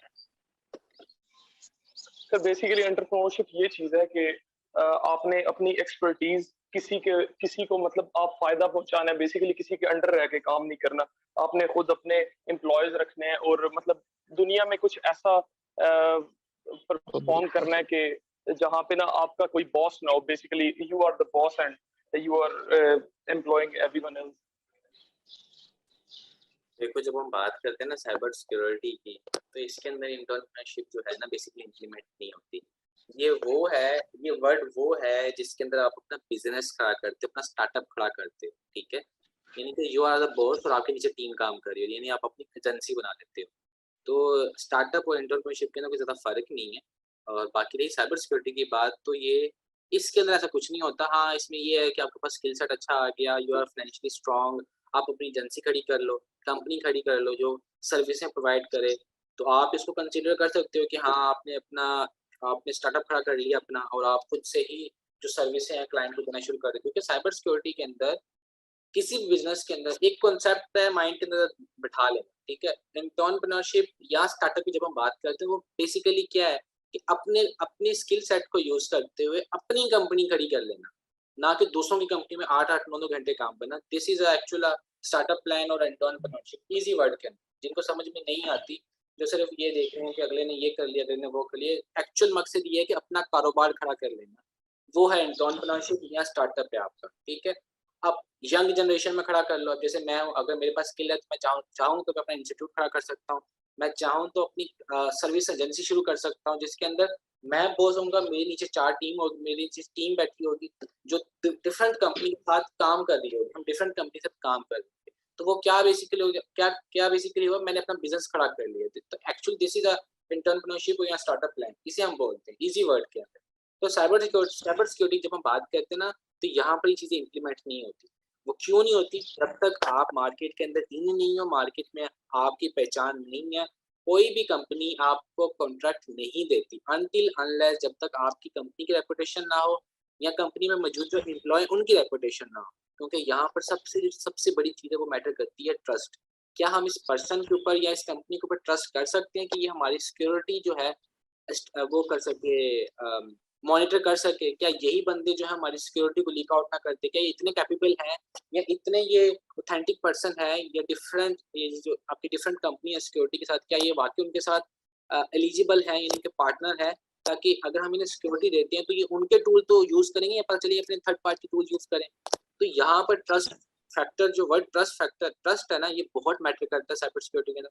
कोई भी कंपनी आपको एवं नहीं बता देगी, यानी कल आपने एजेंसी शुरू कर दी है, सर्विस की एजेंसी शुरू की है, आपको कल ही ऑर्डर आना शुरू हो जाए, ऐसा नहीं होता।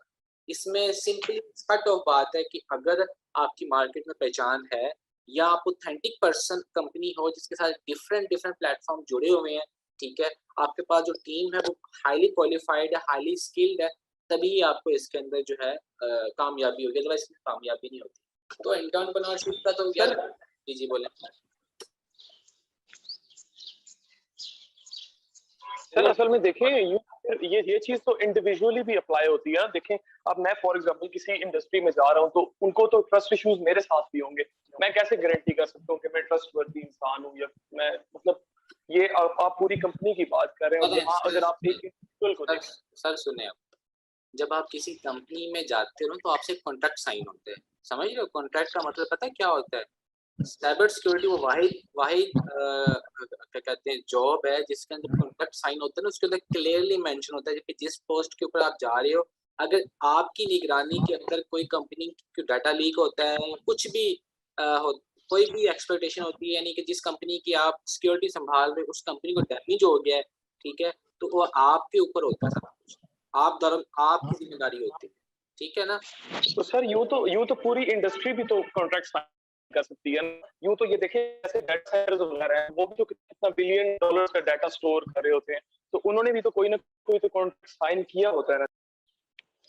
जाहिर सी बात है, बिना कॉन्ट्रैक्ट के कोई भी इदारा किसी को कोई चीज नहीं देता ना, तो कॉन्ट्रैक्ट की भी टर्म्स एंड कंडीशंस होती हैं। तो कॉन्ट्रैक्ट की टर्म्स एंड कंडीशंस क्या होती हैं कि डाटा अगर लॉस हो गया तो आपको जुर्माना भरना पड़ेगा, आपको इतना फाइन लगेगा। तो बेटा जी ये चीजें भी तो समझो ना, कॉन्ट्रैक्ट कर लो। तो अब आप किसी कंपनी में जाओगे तो कंपनी आपसे क्या करवाती है कि 2 साल का कॉन्ट्रैक्ट है, आप 2 साल के अंदर जॉब नहीं छोड़ सकते, होता है ना कॉन्ट्रैक्ट। तो उसकी टर्म्स एंड कंडीशन में ये भी लिखा होता है कि आपने अगर इस कंपनी के अंदर मौजूद जो डाटा है या इस कंपनी के अंदर मौजूद जो आप लेट्स से आप किसी कंसल्टिंग ऑफिसर बन रहे हो, तो कंसल्टिंग जब हम बात करते हैं ना, कंसल्टिंग की जब बात करते हैं तो it's a big job position. तो वहां पर आपके अंदर सारी सिक्योरिटी होती है कि आप जिस कंपनी की सिक्योरिटी हैंडल करने वाले हैं या हैंडल करेंगे, आपकी जिम्मेदारी है कि आप उसे फुल सिक्योर रखेंगे, लेटेस्ट थ्रेट्स हैं या लेटेस्ट डेली अटैक्स हैं उनसे सिक्योर रखेंगे कि अगर आपकी निगरानी के अंदर इस कंपनी को डैमेज होता है, किसी भी कंपनी को डैमेज होता है, तो उसके जिम्मेदार आप होंगे, कंपनी नहीं होती। तो सर यही चीज तो मैं भी यही कह रहा हूँ, यही चीज एक आम साइबर सिक्योरिटी कंपनी भी तो अप्लाई कर सकती है खुद पे कि हम रिस्पॉन्सिबल है अगर ऐसा वैसा कुछ भी होता है। तो आप कह रहे हैं अभी से मतलब आप डीमोटिवेट कर रहे हैं कि जी ऐसा कुछ भी नहीं है, उसके क्या नाम है एंटरप्रेन्योरशिप की दुनिया में ऐसा कुछ नहीं है कि जी एक साइबर सिक्योरिटी जो है वो बेसिकली वहां का लाइक करता है। तो मतलब मैं भी यही कह रहा हूँ कि बहुत सारी अपॉर्चुनिटीज होती हैं इसमें।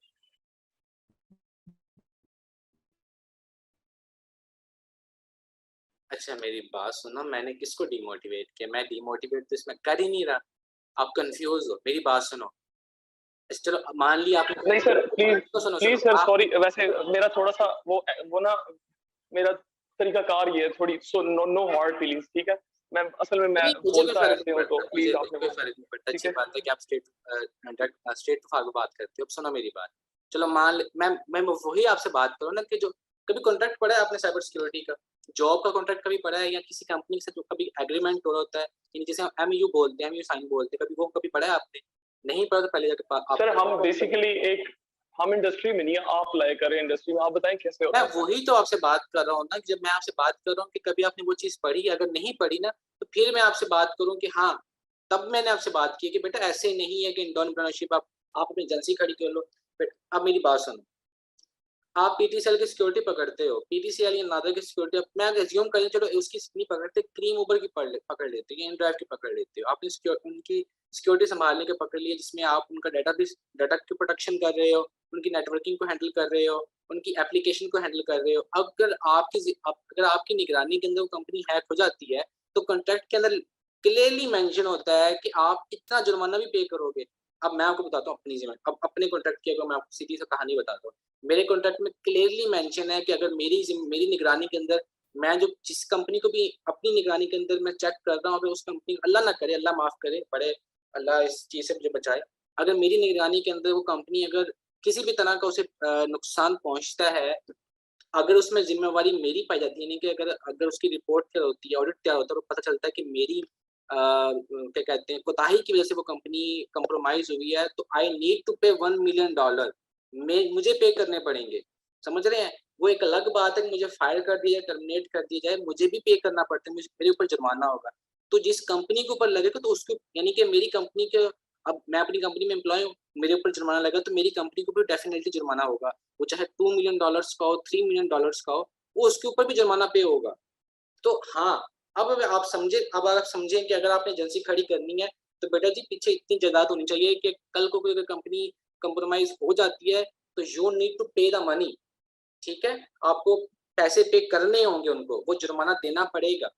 ये चीजें होती हैं इसके अंदर।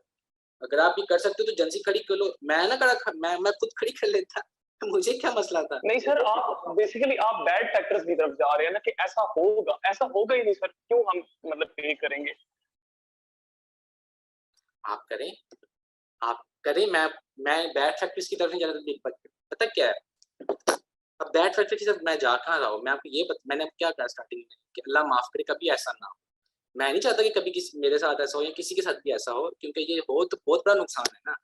अब अज्यूम कर लेते हैं कि आप नहीं हो सकते, हमें ये भी देखो, जहाँ पर पॉजिटिव चीज होती है वहां पर नेगेटिव भी सोचना पड़ता है, कंडीशंस होती है यहाँ पर। ये 2 साल की गेम नहीं होती, ये आपको फ्यूचर प्लानिंग करनी होती है। अल्लाह ना करे कि ये चीज अगर हो जाती है तो क्या हम इतने एलिजिबल हैं, हम इतने सिक्योर हैं कि हम वो उसका अजाला कर सकें।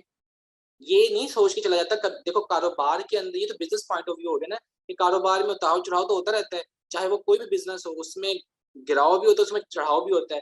हो सकता है कि 2 साल आपको प्रॉफिट हो सकता है, तीसरे साल में जो कंपनी आप जिसकी कंपनी सिक्योरिटी बिल्ड कर रहे हो वो कंपनी कंप्रोमाइज हो जाए, तो फिर तो ये जो चीज है ना, ये देखो बिजनेस, जब बिजनेस की बात की तो 2 पॉइंट लाजमी होते हैं कि या तो ये बिजनेस कामयाब हो जाएगा या तो ये बिजनेस गिर जाएगा।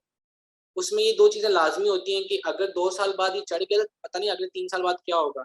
यार ये चीजें भी तो सोच लो। मैं किसी को थोड़ी कह रहा हूँ नेगेटिव पॉइंट ऑफ व्यू से बात करो, मैं मुझे कोई बता दे कि मैं नेगेटिव पॉइंट ऑफ व्यू से बात, मैं तो आपको सिर्फ एक चीज बता रहा हूँ कि इसके अंदर ये चीज भी होती है कि अगर लेट्स से आपकी कंपनी कंप्रोमाइज हो जाती है तो यू नीड टू पे द मनी। ठीक है, आप करो, मैं कौन सा मना करूंगा अपनी कंपनी खड़ी करनी, मैंने नहीं खड़ी की ना, वो एक अलग बात है। आप खड़ी करनी है, आप करो ना, बिजनेस करो, मैं तो नहीं ना रोक रहा। मैं आपको ये बात कर रहा हूँ कि माइंड को सेट लेके चलो। ये कॉन्ट्रैक्ट आते हैं, कॉन्ट्रैक्ट में चीजें क्लियरली मेंशन होती हैं कि अगर आप ये जिम्मेदारी उठा सकते तो करो, किसने रोका है। कोई भी पाकिस्तान में गिनती की 4-5 कंपनियां हैं, गिनती की 4-5 कंपनियां अच्छी कंपनियां, क्यों वो 4-5 कंपनी, बंदे तो ढेरों पड़े हुए हैं। तो ये भी एक पॉइंट व्यू होता है, जरा इसको भी सोचो। अगर सिर्फ ये सोचना है ना कि इसमें आपने अपना एंटरप्रेन्योरशिप करनी है, स्टार्टअप प्लान करना है, तो ये भी सोचो 5-6 कंपनी पूरे पाकिस्तान में चल रही है, अच्छी कंपनी जो रिकॉग्नाइजेशन है, जिन्हें दुनिया जानती है, वो 4 से 5 कंपनी है। बाकी कंपनी को कहाँ पर, बाकी कंपनियां भी नहीं है। तो देयर इज सम पॉइंट जिसकी वजह से वो कंपनी नहीं खड़ी। सर बेसिकली हमारा यही होता है ना, पता क्या, लेग पुलिंग पाकिस्तान में हमें मोटिवेट बेसिकली करता नहीं कर रहा है यहाँ पे। तो लोग यही सोचते हैं कि नुकसान हो जाएगा, $1 बिलियन करने पड़ेंगे, लेकिन अल्लाह ताला की ज़ात लॉस भी देती है। हमारा तो इस चीज पे ईमान है ना बेसिकली। तो मुझे लगता है कि फर्स्ट स्टेप ले लेना चाहिए, बाकी अल्लाह ताला की ज़ात जो है ना। अब देखें पाकिस्तान की अगर नहीं है कोई साइबर में इतनी अच्छी नहीं है, कोई ग्रुप कुछ ऐसा वैसा नहीं है, तो बनेगा तो सर आएगा ना मार्केट वो मतलब बेसिकली कहीं किसी लेवल पे जाके लाए करे। तो जब हम शुरू से ही लॉस हो जाएगा, ये हो जाएगा, सोचेंगे तो सर कैसे पॉसिबल है ऊपर जाए।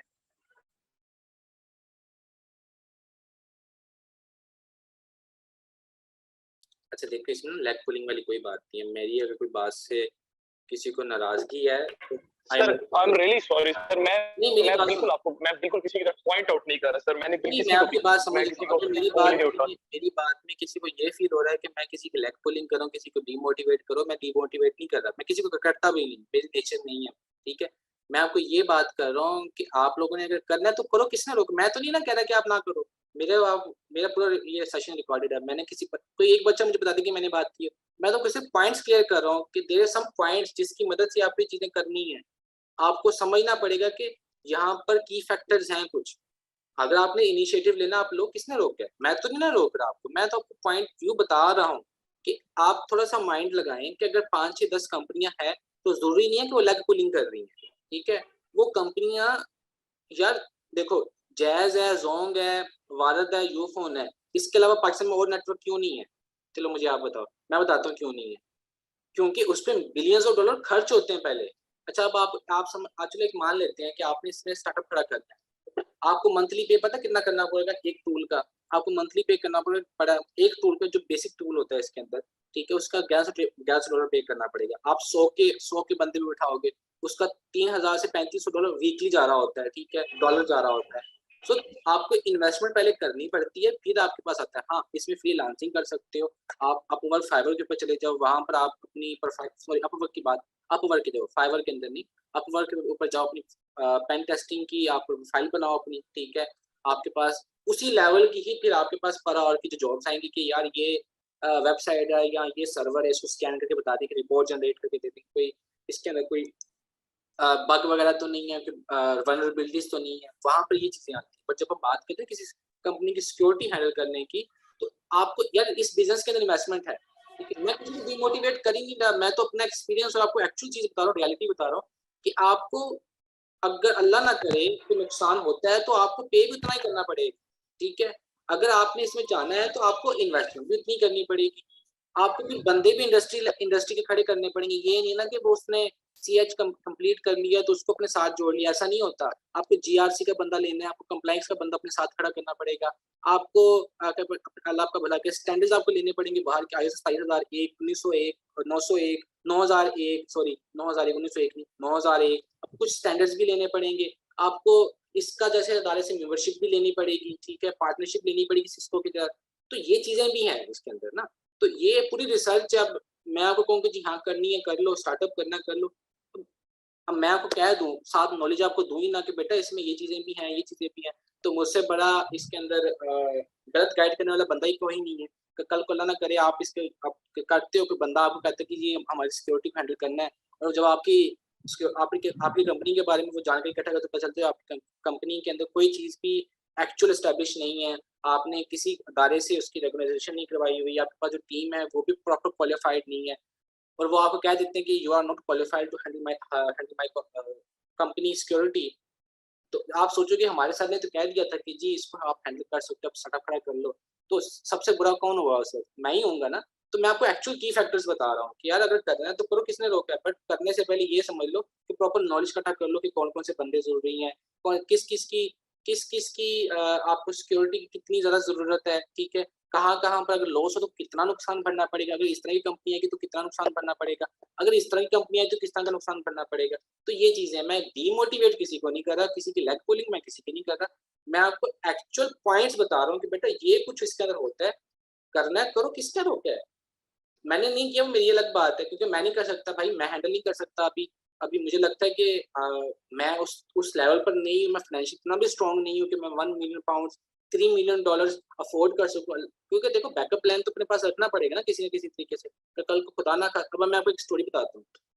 हमारी कंपनी में ना एक पिज़्ज़ा कंपनी है। अब पिज़्ज़ा कंपनी में होता बेसिकली क्या, बाहर के मुल्क में ये पाकिस्तान में एक तो है, आप KFC हो गया, मैकडोनल्ड हो गया, जब आपको ना ऑर्डर करना ना, ऑनलाइन ऑर्डर करना हो, इनकी कार के प्रोडक्ट ऑनलाइन ऑर्डर करना हो, तो आप में से शायद कुछ लोगों को मालूम हो कि वो आपसे क्रेडिट कार्ड की इन्फॉर्मेशन पूछते हैं ऑनलाइन ही, जो कि वैसे ही लीगल ही है, ठीक है, बट वो पूछते हैं क्योंकि अगर वो पूछ रहे हैं तो ऑथेंटिक बंदे उन्होंने बैठाए होंगे अपने पास, और वो बंदे अपने जो क्रेडिट कार्ड की जो इन्फॉर्मेशन वो सिक्योरली किसी डाटा के ऊपर स्टोर कर रहे होते हैं जो सिक्योर होती है। अब वहां पर बेसिकली हमारे पास एक कंपनी आई थी पिज़्ज़ा की, उनके ऊपर 2 दफ़ा अटैक हो चुका है, उनकी 2 दफ़ा जो क्रेडिट कार्ड की डिटेल्स है वो चोरी हो चुकी है, उनके एम्प्लॉय में से किसी ने की है या उनके ऊपर जो है साइबर अटैक हुई, अल्लाह जानता है। उनकी हिस्ट्री बताती है, उन्होंने हमें बताया था।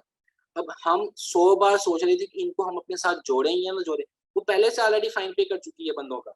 वो ऑलरेडी पहले से जो डैमेज बने जिनके ऊपर जिनके क्रेडिट कार्ड की इन्फॉर्मेशन चोरी हुई थी, बेटा कार्रवाई होती है ना, प्रॉपर लीगल एक्शन होता है, तो वो पे कर चुके हैं, जुर्माना पे कर चुके हैं। अब वो सिक्योरिटी के लिए एजेंसी ढूँढते फिर रहे थे, हमारे पास आए हैं। अब हम ना ऐसे किसी को हम प्रॉपर उसकी बारे में पता किया, उसकी हिस्ट्री चेक की, करने के बाद जब हम गूगल के ऊपर चेक किया, डाटा चेक किया, डाटा कहाँ पड़ा होता है, किस तरह में चोरी हुआ इसका, करने के बाद हमने उन्हें कहा है कि हमारी ज़िम्मेदारी नहीं है, हम ले ही नहीं सकते आपको, क्योंकि आपके ऊपर ऑलरेडी 2 दफ़ा अटैक हो चुका है। तो ये चीज़ें भी है ना कि हम अब आप हम हैंडल कर लेते हैं, अल्लाह माफ़ करे, कि कल को वो पूरी कंप्रोमाइज़ होती और वो मेरे अंडर होती, तो मुझे भी पे करना पड़ता और पूरी कंपनी को पे करना पड़ता, जिसके ऊपर ऑलरेडी 2 दफ़ा हो चुका है, पॉसिबिलिटी है कि तीसरी दफ़ा भी हो जाए, चांस तो नहीं, रिस्क तो नहीं ले सकते। तो ये चीज़ें हैं, फिर बाकी कोई मसला नहीं, मुझे मैं किसी के सवाल के जवाब को तो माइंड नहीं कर रहा। किसी का कोई क्वेश्चन वगैरह इसके ऊपर और है तो बात करें, मैं अब आपका कोई और सवाल है इसके ऊपर है तो मुझे बताएँ, मैं आपको जवाब दूँ। नहीं sir, thank you sir.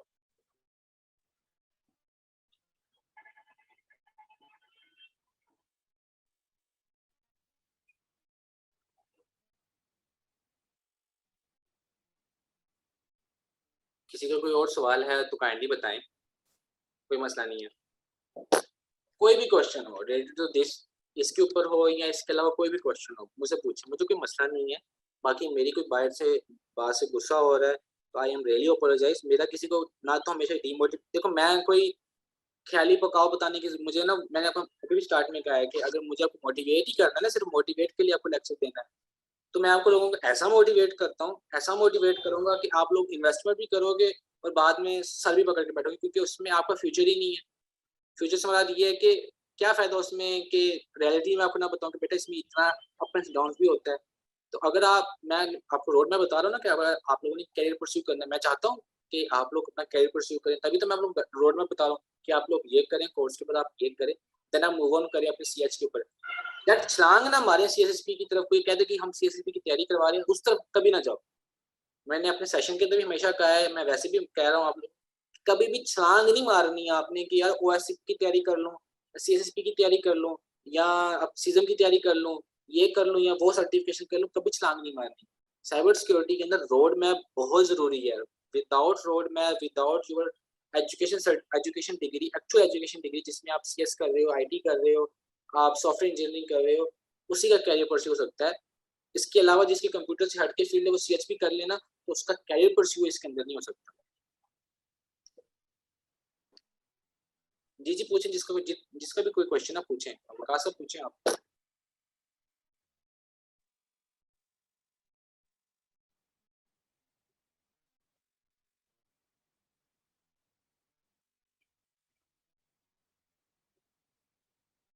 Ji sir पूछें, आप क्वेश्चन पूछें।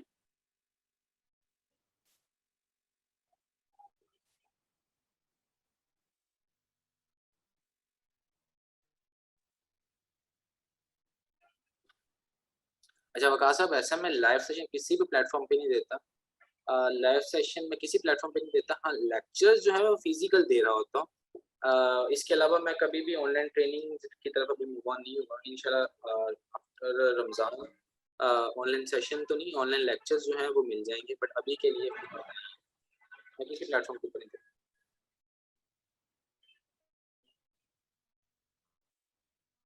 भाई निम्रा, ऐसा है कि लेक्चर्स अगर आप डाउनलोड करने अपनी जिम्मेवारी पर करें। जी सर, मेरा एक क्वेश्चन था।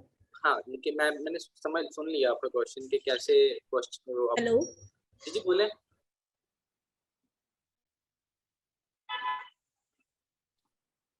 जी बोले, जिसका क्वेश्चन था, मैं उसका क्वेश्चन, एक लड़की है जिनका नाम है निम्रा, उन्होंने क्वेश्चन किया था कि हम लेक्चर्स कैसे डाउनलोड कर सकते हैं।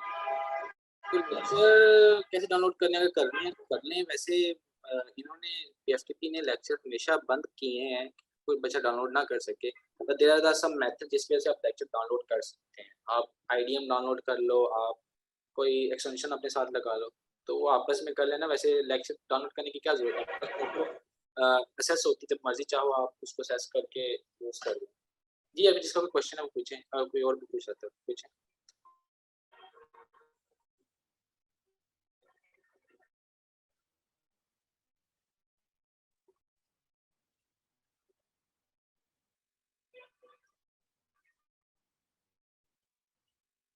जी, किसी का और क्वेश्चन है तो आप मुझसे पूछ लें।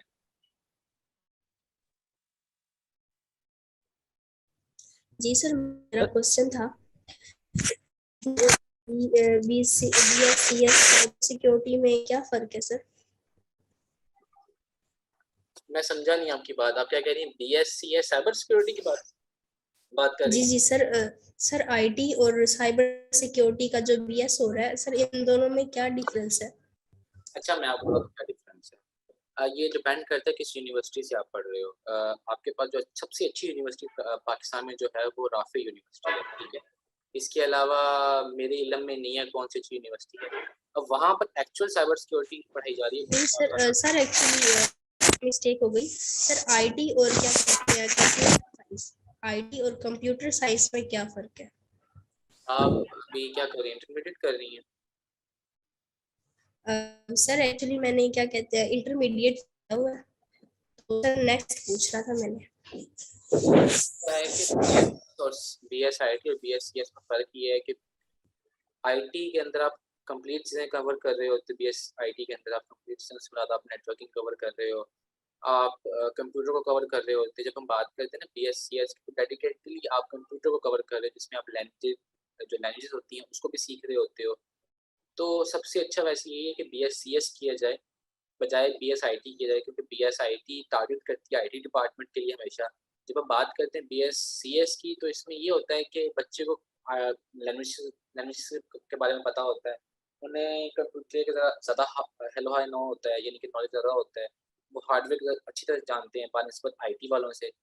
तो इसमें फ़र्क ज़्यादा ख़ास नहीं है, थोड़ा बहुत ही फ़र्क है, कुछ चंक्स हैं, कुछ चैप्टर्स हैं जिनका ज़्यादा फ़र्क है, बाकी का ज़्यादा फ़र्क नहीं है। आईटी और ये देख लें कि आईटी में आप आईटी को टारगेट कर रहे हो, नेटवर्किंग वगैरह पढ़ रहे हो। सीएस में आप क्या पढ़ रहे हो? आप कंप्यूटर के बारे में ज़्यादा डिटेल में पढ़ रहे हो, आप कोडिंग की तरफ जा रहे हो, यानी कि आप पढ़ रहे हो वो क्या कहते हैं उसे, प्रोग्रामिंग पढ़ रहे होते हो, ये चीज़ें ज़्यादा पढ़ रहे होते हैं, यानी कि उसमें प्रोजेक्ट वगैरह थोड़े से ज़्यादा आ रहे होते हैं कि ये कोड बना लो, C++ का ज़्यादा इस्तेमाल किया जा रहा होता है वहाँ पर, तो ये ज़्यादा फ़र्क है।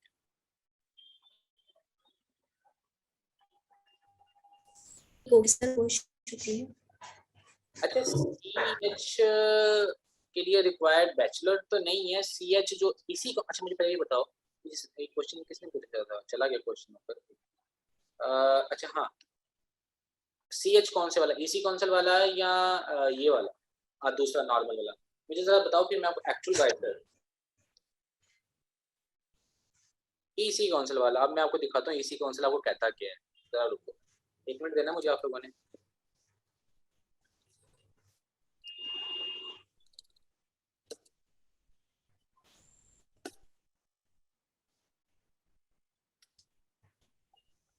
मैं आप लोगों के साथ स्क्रीन जो है वो शेयर करता हूँ, फिर आप लोगों ने पढ़ना क्या लिखा हुआ है। मैं जो बात करता हूँ, शायद मेरी बात को ज़रा जल्दी माने ना, मतलब मैं आप लोगों को पढ़ा देता हूँ कि एक्चुअल वेबसाइट आपको इसी कौंसल क्या कह रहा है।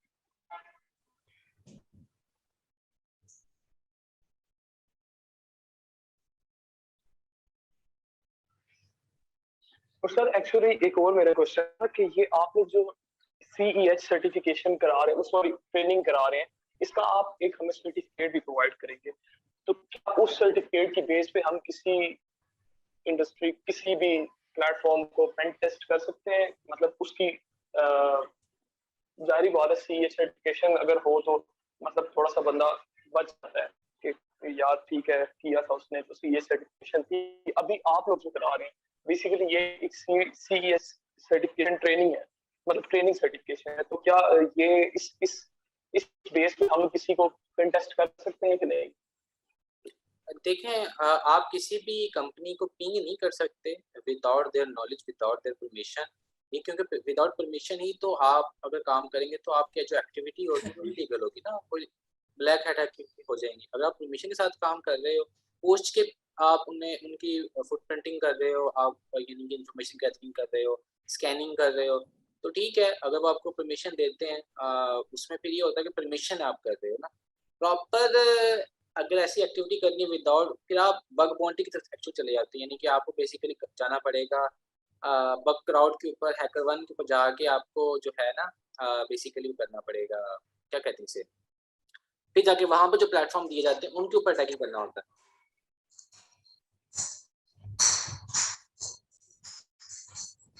मेरा क्वेश्चन ये भी है, बाज़ दफ़ा हमारे कंप्यूटर और लैपटॉप पर इंटरनेट की स्पीड काफ़ी होती है, मतलब कि 4 MB 5 MB उससे भी ज़्यादा होती है, लेकिन जो वर्चुअल बॉक्स में हम काली लिनक्स का इस्तेमाल करते हैं, वहाँ पर जब भी कोई वेबसाइट या किसी भी टूल को क्लोन करते हैं तो वो उसकी इंटरनेट स्पीड बहुत लो हो जाती है, उसका क्या मसला है? देखो ऐसा है कि आपकी हार्डवेयर जो ना, आपकी हार्डवेयर तो माइक किस पे चल रहा है, ऑफ करें ना पहले, माइक में से बड़ी आवाजें आ रही हैं। अच्छा, बेसिकली ये जो आपका जो नेटवर्क अडाप्टर है ना, वो आपके हार्डवेयर के अंदर लगा होता है, ऐसा ही है। अब हार्डवेयर के ऊपर जो ऑपरेटिंग सिस्टम है वो आपकी विंडो होती है, विंडो 10 होती है, विंडो 11 होती है, वट जो भी विंडो 7 हो। अब विंडोज 7 डायरेक्टली कम्युनिकेट कर रही होती है, विंडो 10 डायरेक्टली कम्युनिकेट कर रही होती है, किसके साथ? आपके हार्डवेयर के साथ, ऐसा ही है। वो उसको जो स्पीड मिल रही होती है वही स्पीड होती है जो हार्डवेयर से दे रहा होता है, एक्चुअल स्पीड। अब फिर उसी विंडो के अंदर आप इंस्टॉल करते हो वर्चुअल बॉक्स, ठीक है।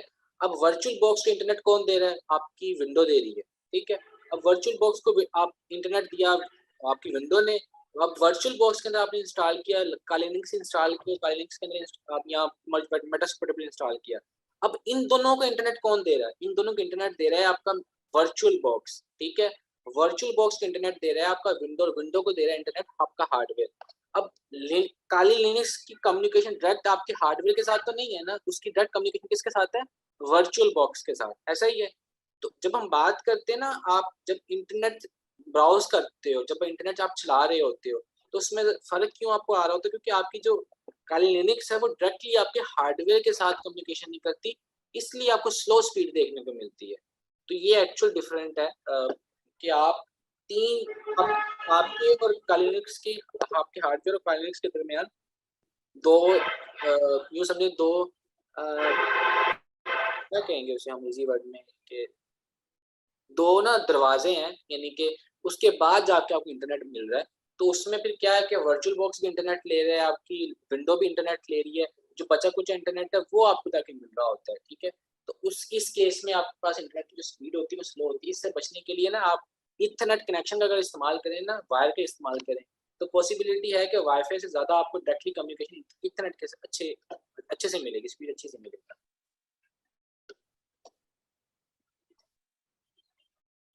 अच्छा, अब मैं ना ये आप लोगों को स्क्रीन शेयर हो रही है मेरी? स्क्रीन शेयर हो रही है सबको मेरी? जी सर। हाँ, अब ये इसी कौंसल का है जी CHV11, ठीक है।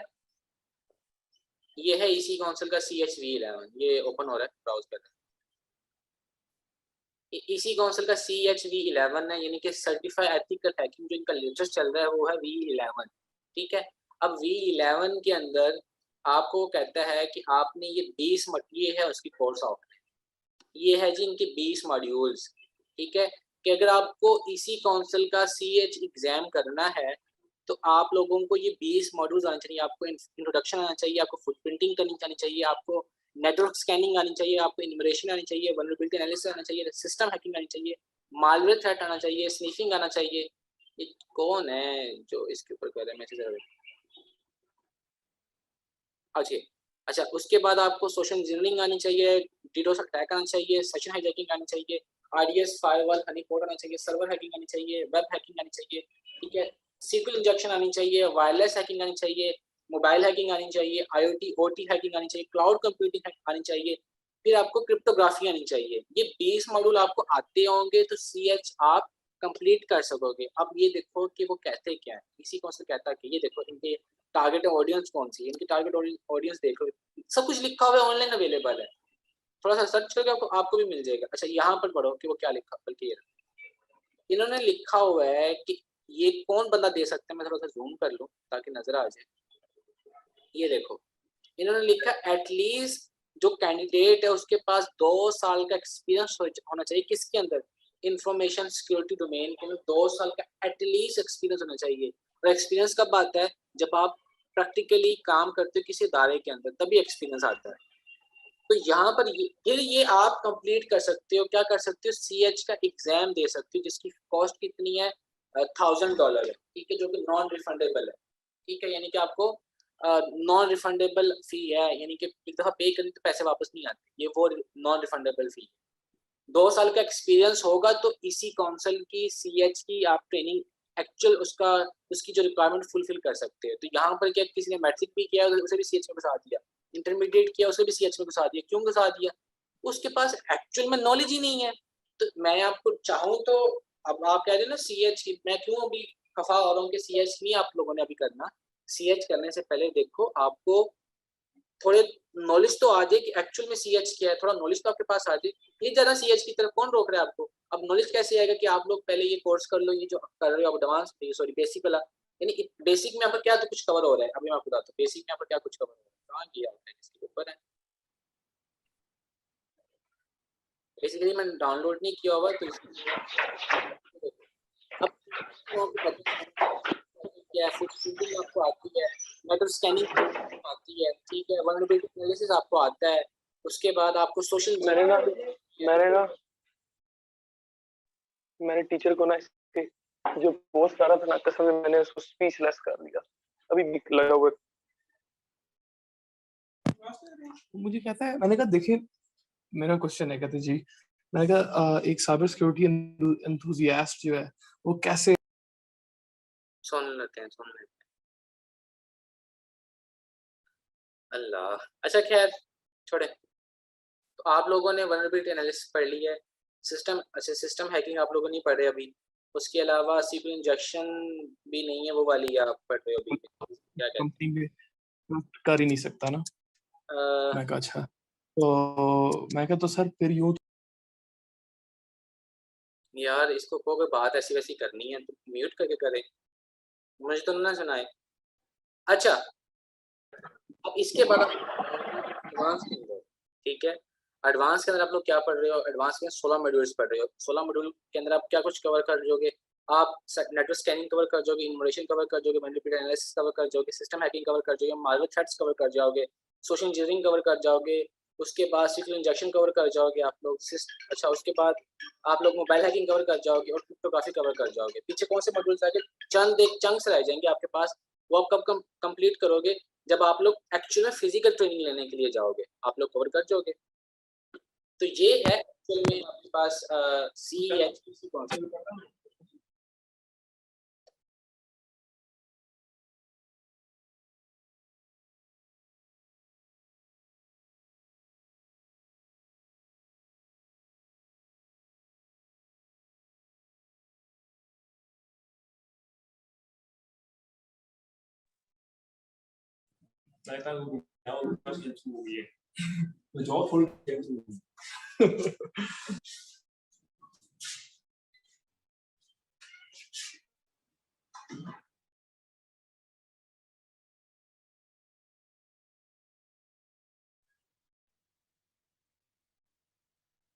ठीक है, इसके बाद क्वेश्चंस वगैरह है तो बताएं, अगर नहीं है तो हम इस सेशन को ना एंड करते हैं। अभी सबके क्वेश्चंस क्लियर हो गए हैं, अगर नहीं हुए तो बताएं, नहीं तो हम इस जो सेशन है इसे एंड करते हैं, ठीक है।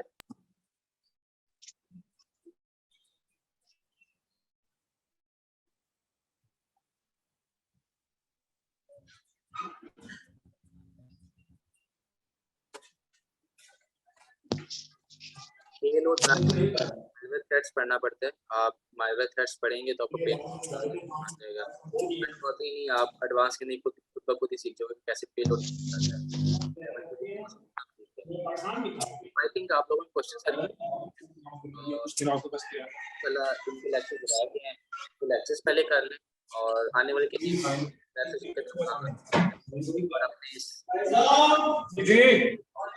ओके ओके अभी मुझे मिलते हैं फिर कभी, ठीक है।